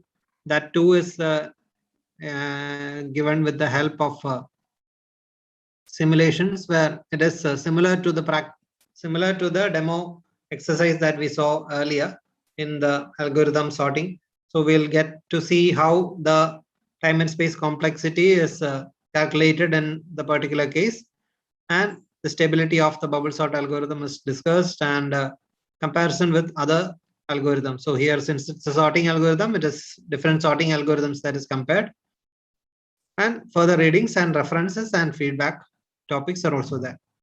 So this is the way in which labs in data structures are developed. So they have simulators that are completely theoretical, and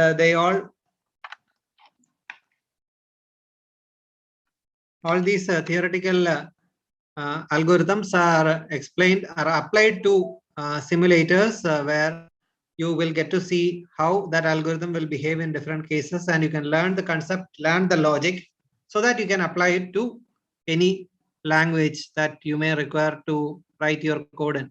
So the whole idea is to learn the logic, learn the concept with these sort of resources, these sort of labs. So this was another type of example, another type of lab in computer science. Just a second. Yeah. So this was another type of lab in computer science that is completely theory oriented, completely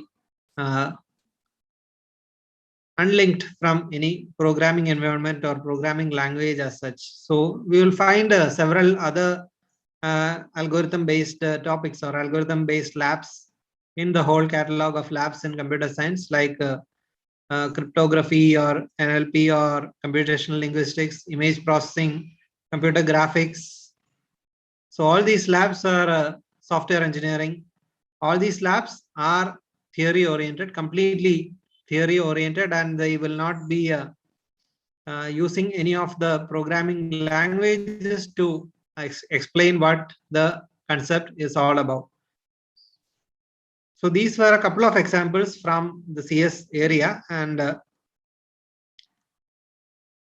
then there are a few other labs where you have the option to write the code.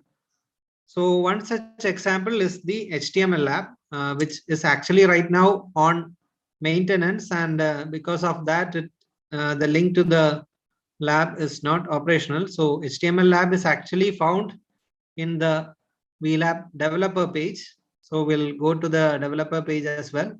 So I hope you remember this aspect of accessing labs that are under development. So you'll have to click the link VLabs Dev from the homepage of Virtual Labs,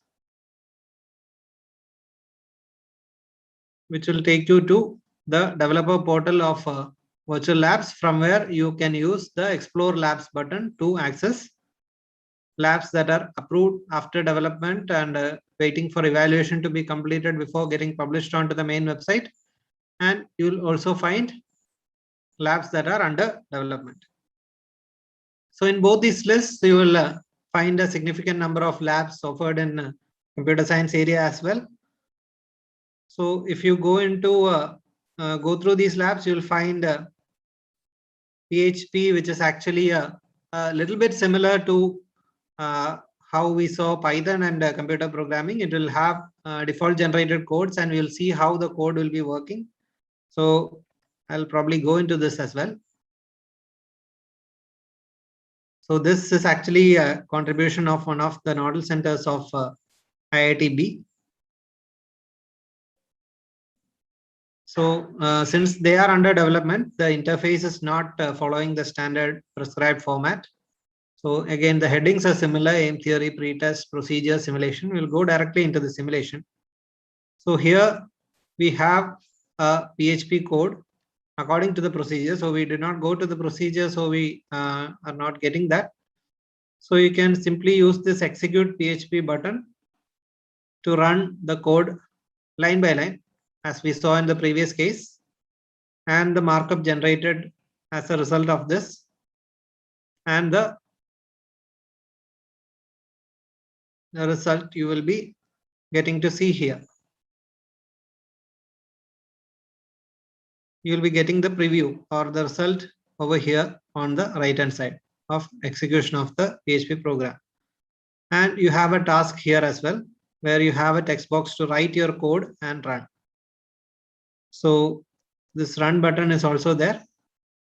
You can write a code for this task and run that code, and you can see how that's working. Also, in other experiments on this lab, if I go to the if statement experiment, we'll see a slightly more dynamic situation. So you have an execute PHP, you will execute the code, and you will get a preview after execution. So here what is happening is in the code what is happening is we are having a radio button, and you have the preview here. We have a radio button getting generated for selecting an image. You are supposed to select image of either keyboard or mouse and give a OK acknowledgement. So once the code completes execution, you can make a choice, click OK. And then what will happen is the PHP will execute again with the input that I have given. So I gave the input as mouse. So that input will be captured in the next execution of the PHP page. And what will happen is this if condition will fetch the corresponding image of the mouse and display it over here. So that's how execute PHP is getting implemented. And you will see the new code here as well. So the new code that is getting run after the input is fed through the radio button you'll see that markup code here. So the image source mouse.jpg is selected as a result of this if PHP condition over here. So you see how the execution is happening. So this is one lab that is similar to computer programming and Python labs that we saw, but still it has a few examples, few experiments where you can even write your own PHP code as well. So you can go through the other experiments also, and I'll go to the other lab where you have the option to write your code, which is HTML lab, which is found at the bottom here. But the link is right now not working since it is down for maintenance. But it is, even though the link is unavailable, the public link is accessible. So I have accessed it through the public link I was having. So basics of HTML lab, again, the look and feel, everything is similar. You have 10 experiments. So you can pick any one of the experiment and go through the aim, theory, procedure, simulation, pretest, post-test, all these things. I'll go directly into the simulation for the time being. So you have a set of instructions for different tags, that is header, paragraph, bold, italics, all these basic tags is what this experiment is trying to teach. So you have a write code section here where you can write your code and see a preview on the right hand side preview result section.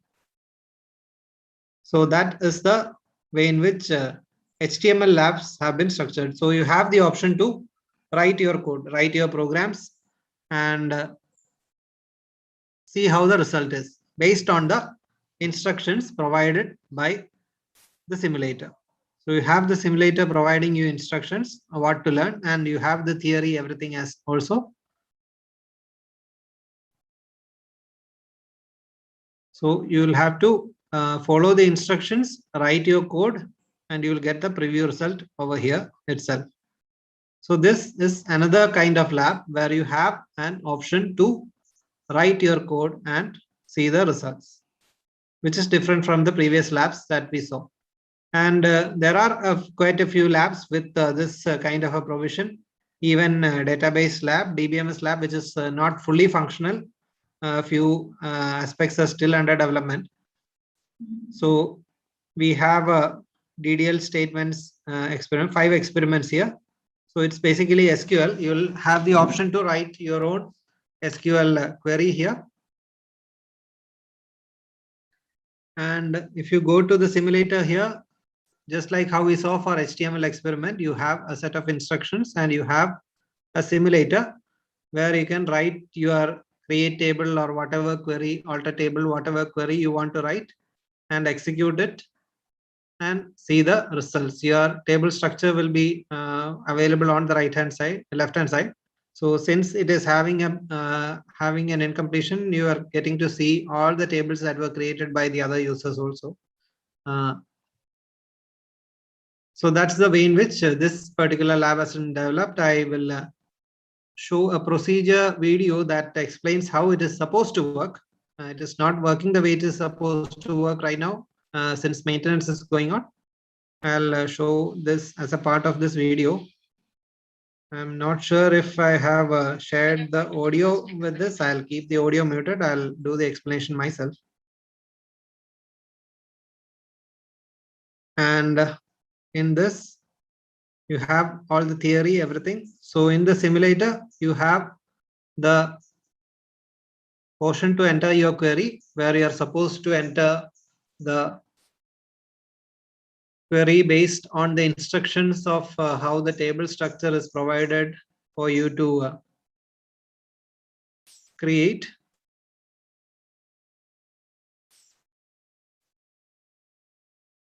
So you can type in the create table query.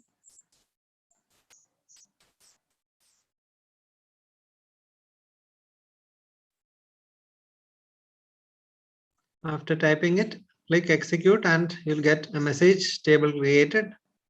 And as a result, you will see it on the left hand side also. the table name and the structure of the table that was created.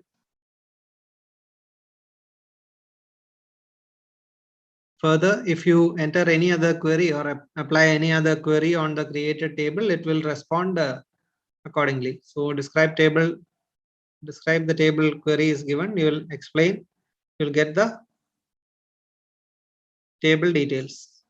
The 2 column names and all the other details will be shown as a response to the query given. And since it is a simulator, web-based simulator, and since it does not have any session saving or login as such, you can save the files from the credential option as a text file. As a text file, you'll be able to save the session and you'll be able to upload it back from the credential option itself if you want to repeat or continue using a particular experiment on a later stage.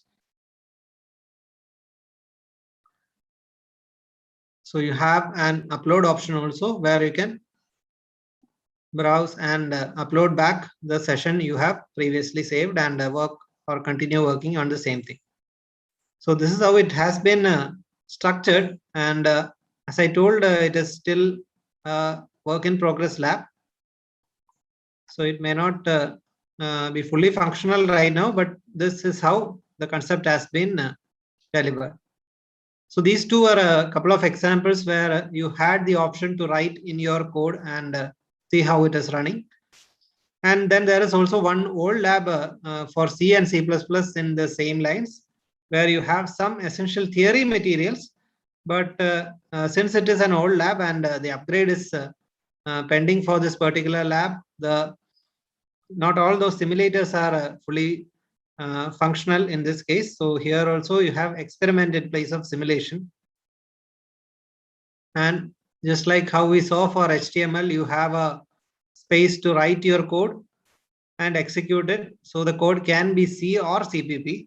So you can write your code here and select your compiler and compile the code and see the results. So that's the way in which problem solving lab is structured. Again, since it is a older lab, it may not respond properly on all devices. An upgraded version of this is also underway. And one more key area of interest might be computer graphics. So computer graphics, it is listed among the older labs here. So this is an older lab which has stopped working right now, and the upgrade is provided on the developer portal. This is also a completely theoretical lab, just like data structures and cryptography and software engineering that we all saw. So computer graphics lab, you will have to use the one that is provided on the developer portal. So the list of experiments has 8 experiments. So if you go inside the experiment, you have the same kind of resources. So in the simulation, you are supposed to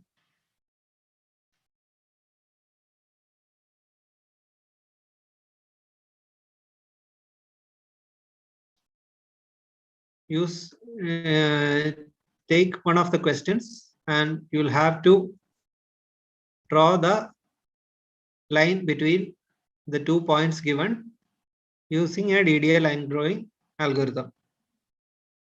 So you're supposed to draw a line between 9.3 and 9.11.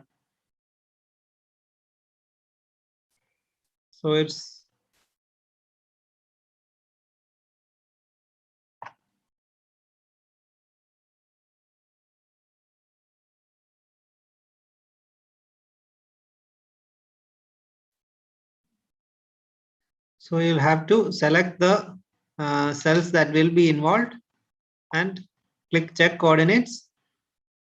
You'll get to see the result. Even though I did not go in the correct sequence, so I should be going in the correct sequence as well. So you'll get the result. So if I had made a couple of mistakes in between, I'll take another question. So which is 2, 3, 2, 12, 8.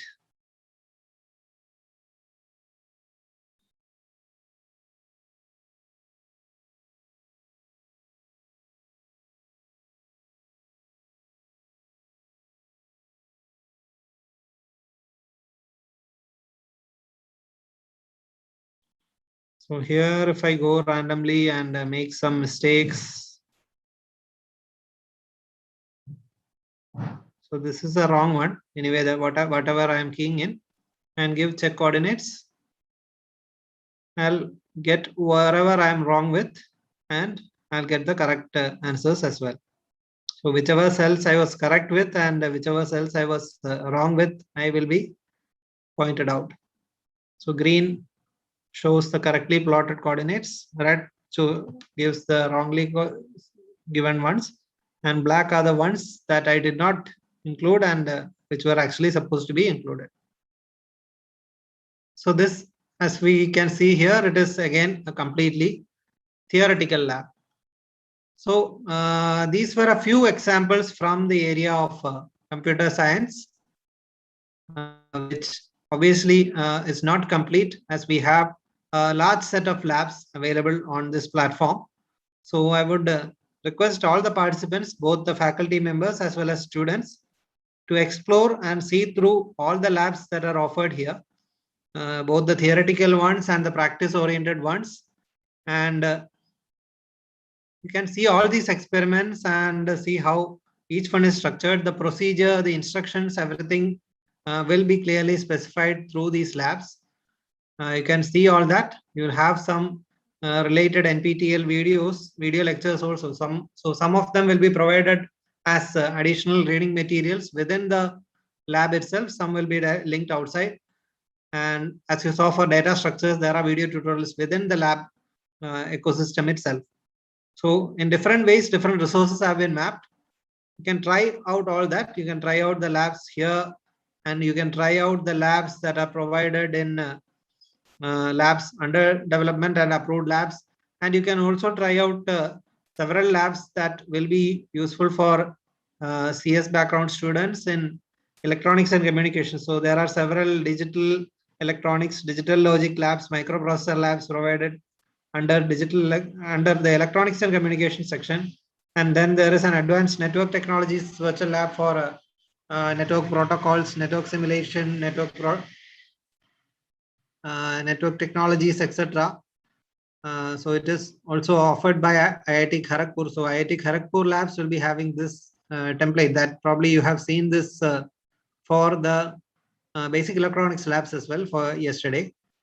So here the list of experiments has a wide range of experiments for different network areas and network protocols.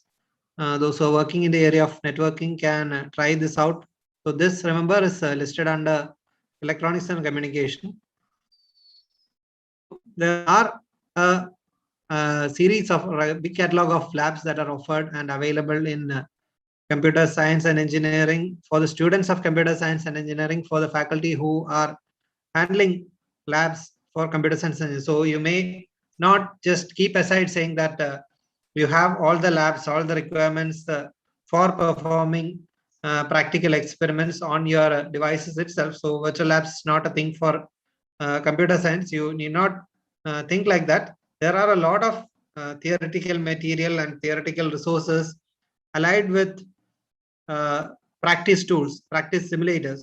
So you may also find for several of these subjects, especially the programming subjects, you may find a lot of tools, similar testing tools that are provided by other universities, industry consortiums, the programming consortium itself, like W3 schools and all that. There are several tools. You can explore them also, and you can compare both these kind of tools, all these kind of tools, and you can choose whichever tool is appropriate for you. And as students, you can choose whichever tools are appropriate for you, and as faculty, you can explore all of these, and you can recommend whichever that you find comfortable with, or you can recommend all of them for your students, and so that the students can further choose whichever tool that is comfortable for them, depending on their own interest, their own learning style and everything. So with this, I think I will close my session for the time being. And if there are any queries specific to the area or specific to the labs available, labs on offer, probably they can be raised at this point. And any other queries. So further, we will be going through labs in other areas, starting with circuit engineering, electronics and communication, electrical, and core engineering labs and labs in science areas. All these areas will be covered in the sessions to follow. And we will also be trying to demonstrate certain novel aspects, novel pilot aspects of virtual labs that have been offered students and faculty of NITK. All this is lined up for the upcoming day sessions as well. So if any questions, you may drop them in the chat box, or you can raise your hand, and Daniel sir will be unmuting you for raising your question. So thank you. I'll stop sharing my screen now, and over to Daniel sir for taking the questions. I am looking at the chat box. If any of the faculty or students have raised their hand, Daniel sir can probably unmute them, and we'll have their queries. Yes, Over sir. to you, sir. Yes, sir. Thank you very much, sir, for this wonderful session and elaborating on the computer science and information technology domain virtual labs. So we'll take a couple of questions. Dear participants, if you have any questions, please use the chat box to send in your questions, and you can also use your raise hand option so that we can unmute you. So we have one Kaushal Kishore sir who has actually raised his hand. So please unmute yourself and ask your question, please. Sir, is this experiments openly accessible to students? Yes, sir. All the resources, every single module, every single resource on this platform is open access. There is no restriction, no access limitation whatsoever for any of the resources. The only thing is that a few experiments, so that is not much there in computer science, if I could say. A few experiments that are offered by IIT Kanpur and Amrita University, they are actually older experiments. They will have a login requirement. So you'll just have to sign in with your email. That's it. For those specific experiments. So that is only for a very limited number of experiments. What is the purpose of being a nodal center? Just a second, sir. I have a interrupt. What is the purpose of being a nodal center? If students can directly access it. So just give us a minute. Sir is actually on another call, I guess. Yeah. Please go ahead, sir. Sir, if a student can directly openly access, then there is no need to become a nodal center. Yeah, the nodal center purpose is for educational institutions, sir, and the experiments and resources are not necessarily for students alone. It is for anyone who is curious to learn. So experiment in computer science is for anyone who is, even for a learner or a student of mathematics or physics who is interested or curious to learn, to try out, and or even a faculty from other domain area. The specific purpose of being a nodal center, I think we had explained this in detail yesterday as well. Even Gangadharan sir had explained this in detail. So it will be that you will get first-hand training and handholding from the participating institutes, and also further as going forward, you have seen a couple of labs while I was demonstrating also that were contributed by these nodal centers. So as a nodal center, you will also have an opportunity for your students as well as for your faculty to create projects and work on even development of labs as well. Sir, one more question. How the students will prepare their record book for examinations? Taking a print out of screenshots? Yeah, print out or screenshots is what practically faculty members have been doing for both the record book purpose, and for conducting evaluations or tests or assignments. What the faculty members we know who have given us best case explanations, so what best practice explanations, what they were doing is they would ask the students to perform the experiment and take either a screenshot or a screen recording, depending on the students' convenience and their device facilities. They can either take screenshots or screen recordings and submit it through their LMS. If they are using Moodle or Google Classroom, they can submit it through that, the assignments, and go forward with that. So that's how many of the faculty members we are mentoring have been doing. So this is Okay. across all domain areas, not just for computer science. This happens for all domain areas. Okay, sir. Thank you, sir. Thank you, sir. So we have another question from one Neeta Mehta. Ma'am, could you please unmute yourself and ask the question, please? Good afternoon, sir. Actually, I'm from a chemical engineering branch and I have been using B-Lab and Amrita Lab platform. But since December 20, since the Adobe Flash Player is discontinued, Yeah. many of the simulation experiment we are not able to perform it. So is there any other option? Yes, we did explain this. We did discuss this during yesterday's session. We have a workaround that is given among announcements in vlab.co.in announcements. There is a Google Doc link for tutorial for using. I'll show that in my screen. So here, even in the lab listing page, here among announcements, you have this link over here, ma'am. Please click here to see the tutorial for using Flash-based labs through VirtualBox. Okay. And we had even explained this, how to work on this yesterday. So probably once Daniel sir shares the recordings of the session, you can have a look back at yesterday's session and see. And in fact, the tutorial given here is quite elaborate and it explains how you'll have to install a tool called VirtualBox and you'll have to download a image of a customized operating system from a GitLab repository that is provided by the VLab team. You'll have to download it and import that appliance onto your VirtualBox machine. And from that VirtualBox environment, virtual machine environment, if you access the older Flash-based labs, you'll be able to use those labs. So you can go through this tutorial. You can go through this tutorial and you can look back at the recordings of yesterday's session and try that out. Even Amrita Lab experiment should work. You can try that to us, or even if you take the help of any of the faculty members or students from your who are from a technical background, they will be able to help you. Those who have used VirtualBox for any other softwares or applications, they will be comfortable in implementing this. Okay. Thank you, sir. Yeah. Thank you very much. Questions from VK Chakravarti, sir, Associate Professor. Sir, could you please unmute yourself?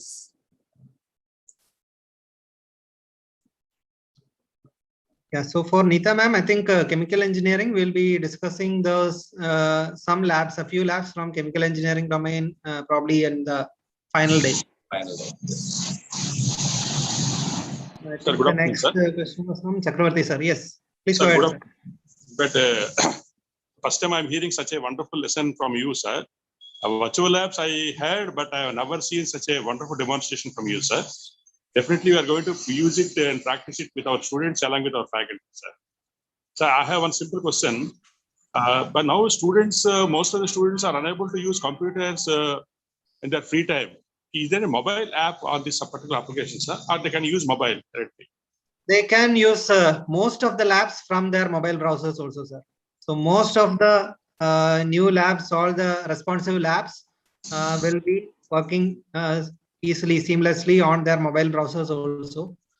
Only a few labs, few of the older labs will be having some element of dependencies, just like the Flash-based labs we have been talking about since the beginning. So they will have a difficulty in getting to run on mobile interfaces, but otherwise all the new labs, all the labs without the star asterisk mark from the list, they should essentially be working comfortably on mobile browsers also. They need not download an additional app or anything. They can simply access it from their Android or iOS browsers. Sir, I have one more question, sir.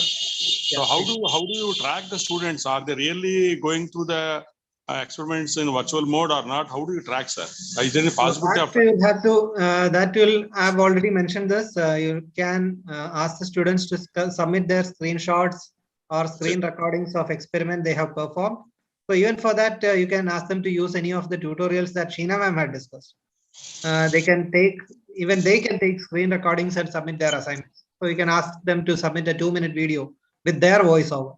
So to make sure that they don't copy a screenshot from any other student, or like 10 Yeah. students go together and submit the same screenshot.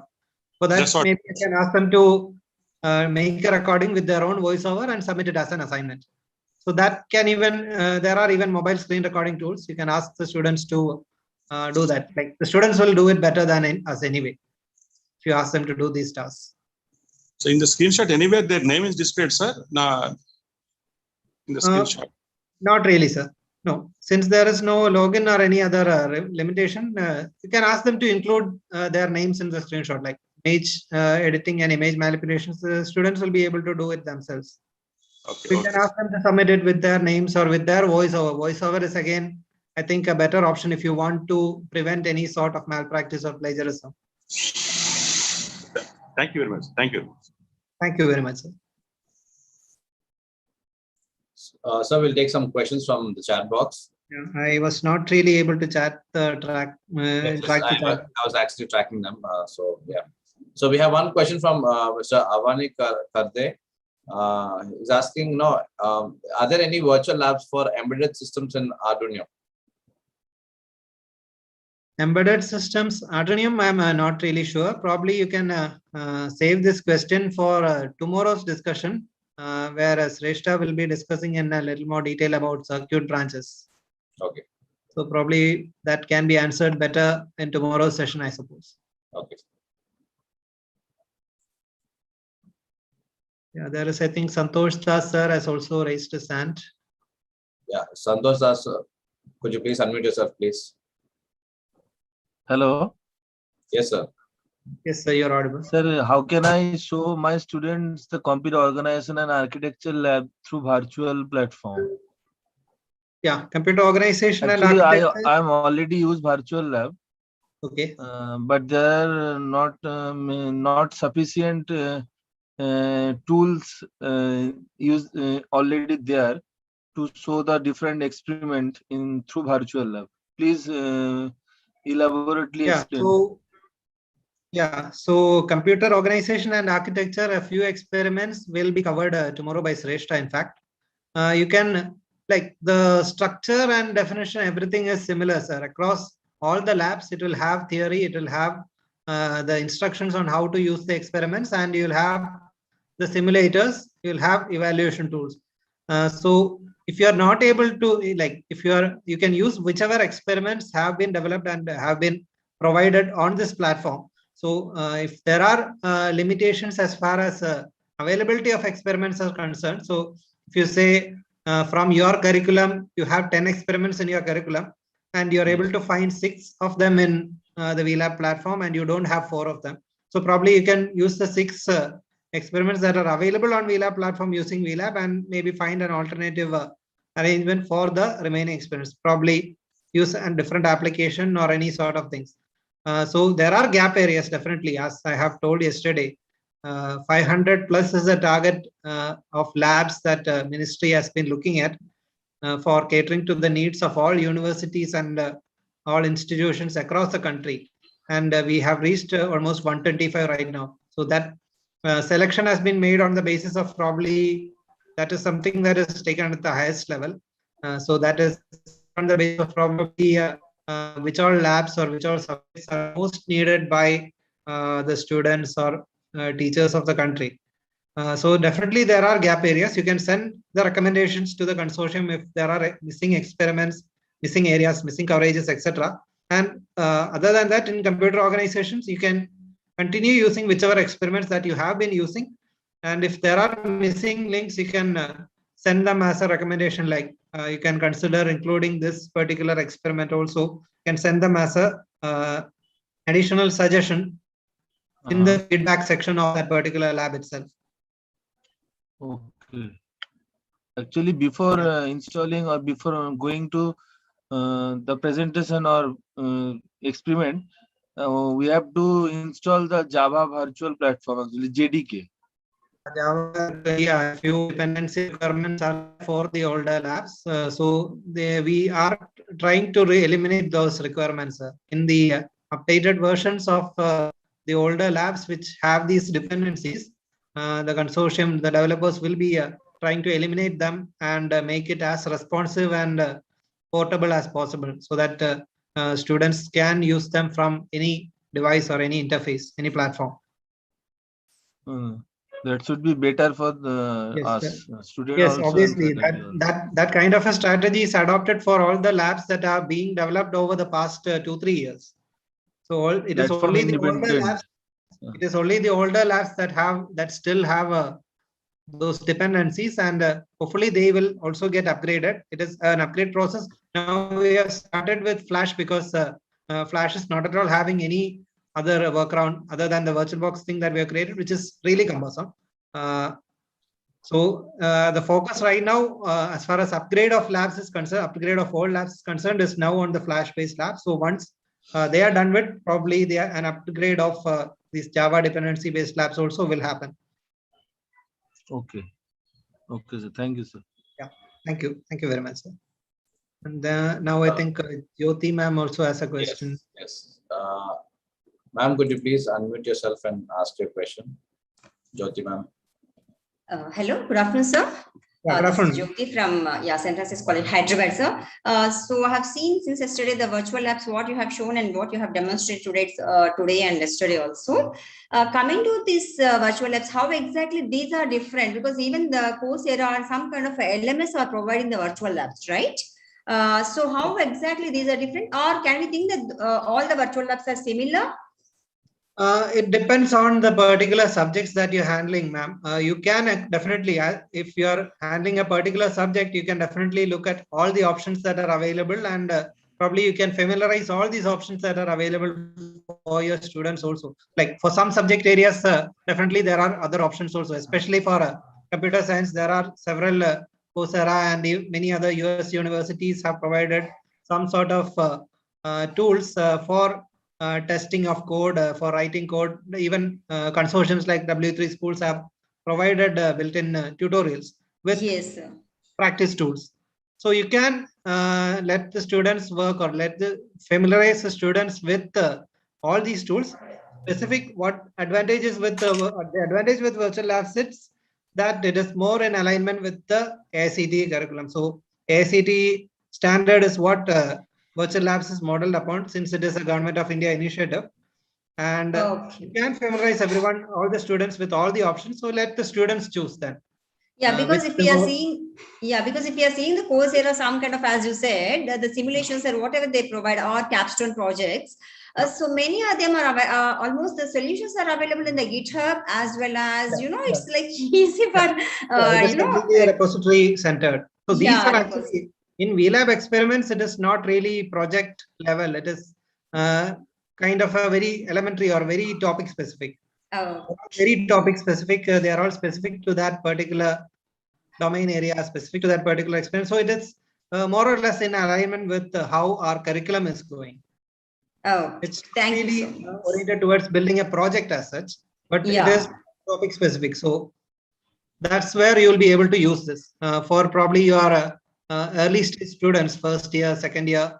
Early stage students will be finding this more useful. Okay, and as you said, like anyone can use, right? Yeah, we don't require any kind of a sign in or some kind of authentication. There is absolutely no restriction as far as usage is concerned. Okay, so thank you, sir. Thank you. Thank you very much. Thank you, ma'am. Participants, if you have any more questions, you can type them in the chat box, or you can raise your hands. Yeah, I think there is a question. Any plans for thermal engineering lab? I'm not sure if that lab is there or not, but definitely in the core engineering labs discussion, you can ask that question, which will happen tomorrow and day after. Yes, sir.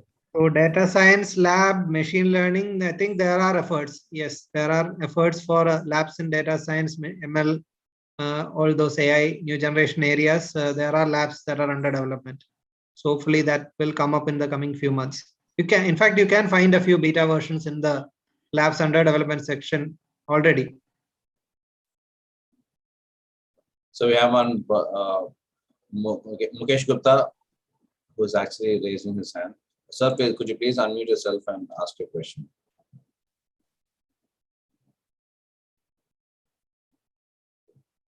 Okay, sir. Okay, sir, you are unmute, but we cannot hear you. I think you may have a microphone with you.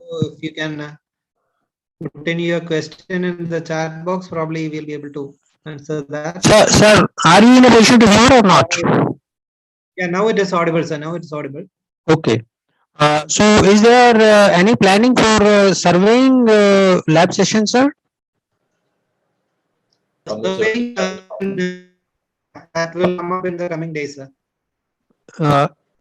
In the coming days, you are having a session. Yes, yes. For core engineering, civil engineering, mechanical, electronics, all the remaining areas will be covered in the coming days. Fine, thank you. Thank you. And another question from Gangula Tarka Krishna Manohar. Please unmute yourself, sir. Sir, good morning, sir. Hello. Good morning, sir. Please ask. Yes, sir. Please. Sir, this nowadays, so this computer graphics lab is used by so many undergraduate students for computer science engineering, sir.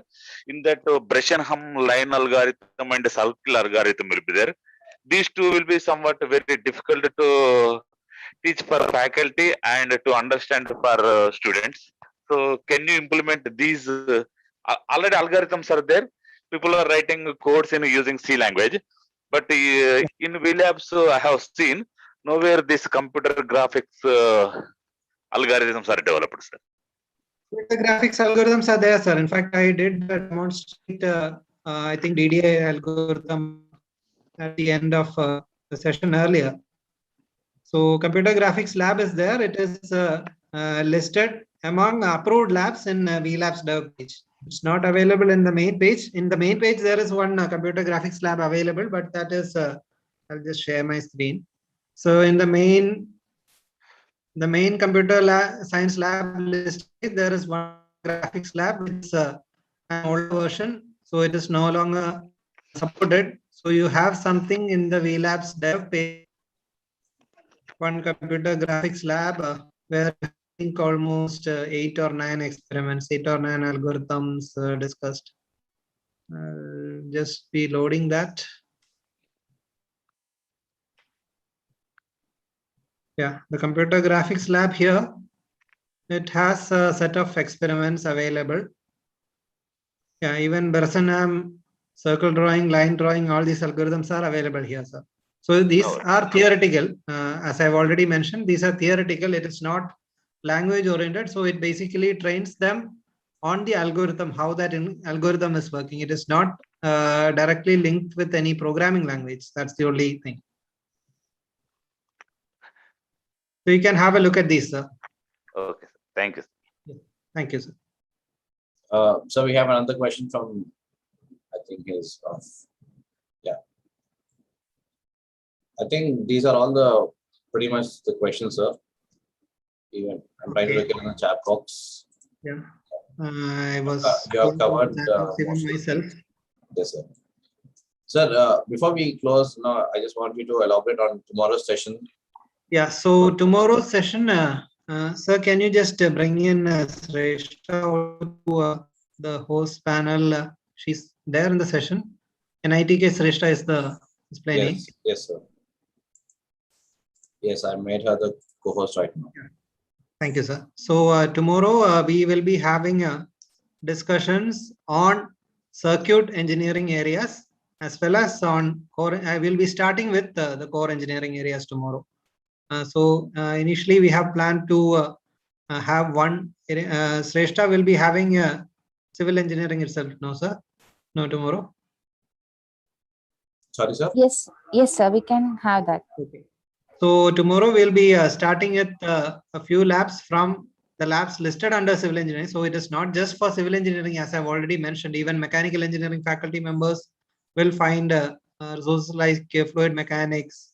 All these areas will be useful for even faculty from mechanical. So tomorrow's first session will be about circuit engineering areas, electronics, electrical, applied electronics, all these instrumentation. The lab from all these domain areas will be covered in the first session. So we'll be starting at 10:30 itself. No, sir? Yes, sir. Tomorrow, So same we'll be time. starting at 10:30 itself, and the first session will go on till about 11:30, 11:45. We'll be having discussions on circuit branches, and in the second session, we'll be starting at 11:45 and going on till 12:30. We'll start with the discussion on core engineering branches. We'll probably start with the labs like fluid mechanics, fluid machinery, etc., which are from civil engineering domain, but will cover all core engineering branches like civil, mechanical, production, operations, all these areas. So we look forward to seeing all the faculty members in tomorrow's session as well. So Shrestha, anything else to add? If you have anything. No, sir, that's it. So I think that's it from our end, sir.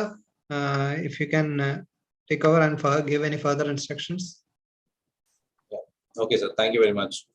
Dear participants, here's an announcement. We have already posted the feedback link in the chat box. Kindly fill the feedback form.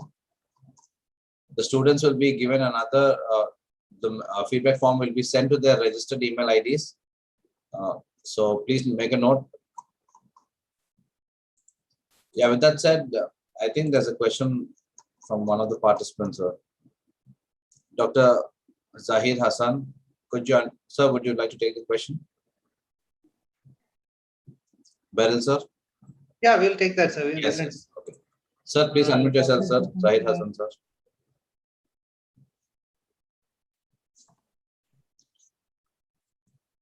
Yes, Dr. Zahid Hassan, sir. Thank you very much. Basically, I need one request. Regarding the lecture, the cursor movement is very fast, so we could not understand, because this is the first time we are seeing the attending such type of lecture. So it is requested to the speaker, please slowly move the cursor. You can understand. With the cursor movements? No, basically while you are, the speaker is explaining the thing, because they are expert. And we are the learner one. Yeah. So much fast. We could Yeah, we'll send you the video, sir. We will send you the videos. Yeah, anyway, you'll be getting the video, sir. Yeah, yes, no, video will be received later, but might be the exam will be first. So might be we failed in examination. We could not understand well. The examinations, it won't be much bothering you about lab specific demonstrations, sir. It will be more about the philosophy and background of virtual labs, which is more regarding myself. I am attending this is the virtual lab first time. I am working as a director research, and so we need to improve ourselves. That's why. Second thing, yesterday I could not find the link because I forgot to pin the group. So yesterday's session I could not attend. For that, what is the procedure? Might be. Sir, you can contact the coordinator, sir. You can actually text them, and they'll get back to you on this issue. Thank you. Okay. Thank you very much. Thanks. The recordings will be shared with you, sir. So definitely, if you have missed anything, you'll definitely be able to catch up on that. Yes, sir. Yes, we'll send them, sir. Not an issue. And there is, I think, one more raised hand, sir. One more hand. Yes, Mr. G. Taraka Krishna Manohar. Yes, sir. You'd like to ask any question?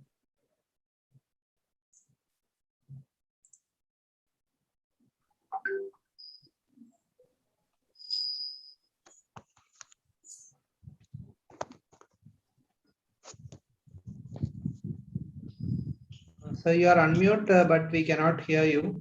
Yes, sir.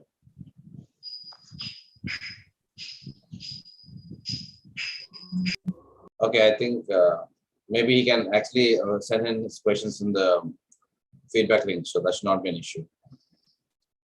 Okay, sir. So with that said, dear participants, thank you very much for showing up for this second day of the online FDP. Like sir said, tomorrow we'll be having the demonstration sessions for the circuit engineering branches and also for the core engineering domains. So please join us tomorrow as well, same time at 10:30 a.m. And one more thing, while filling your feedback forms, kindly use your unique participant ID that has been shared to you along with your registered email IDs. So that would make things easier for us. So that's all for today. Thank you very much, and I'll see you all tomorrow.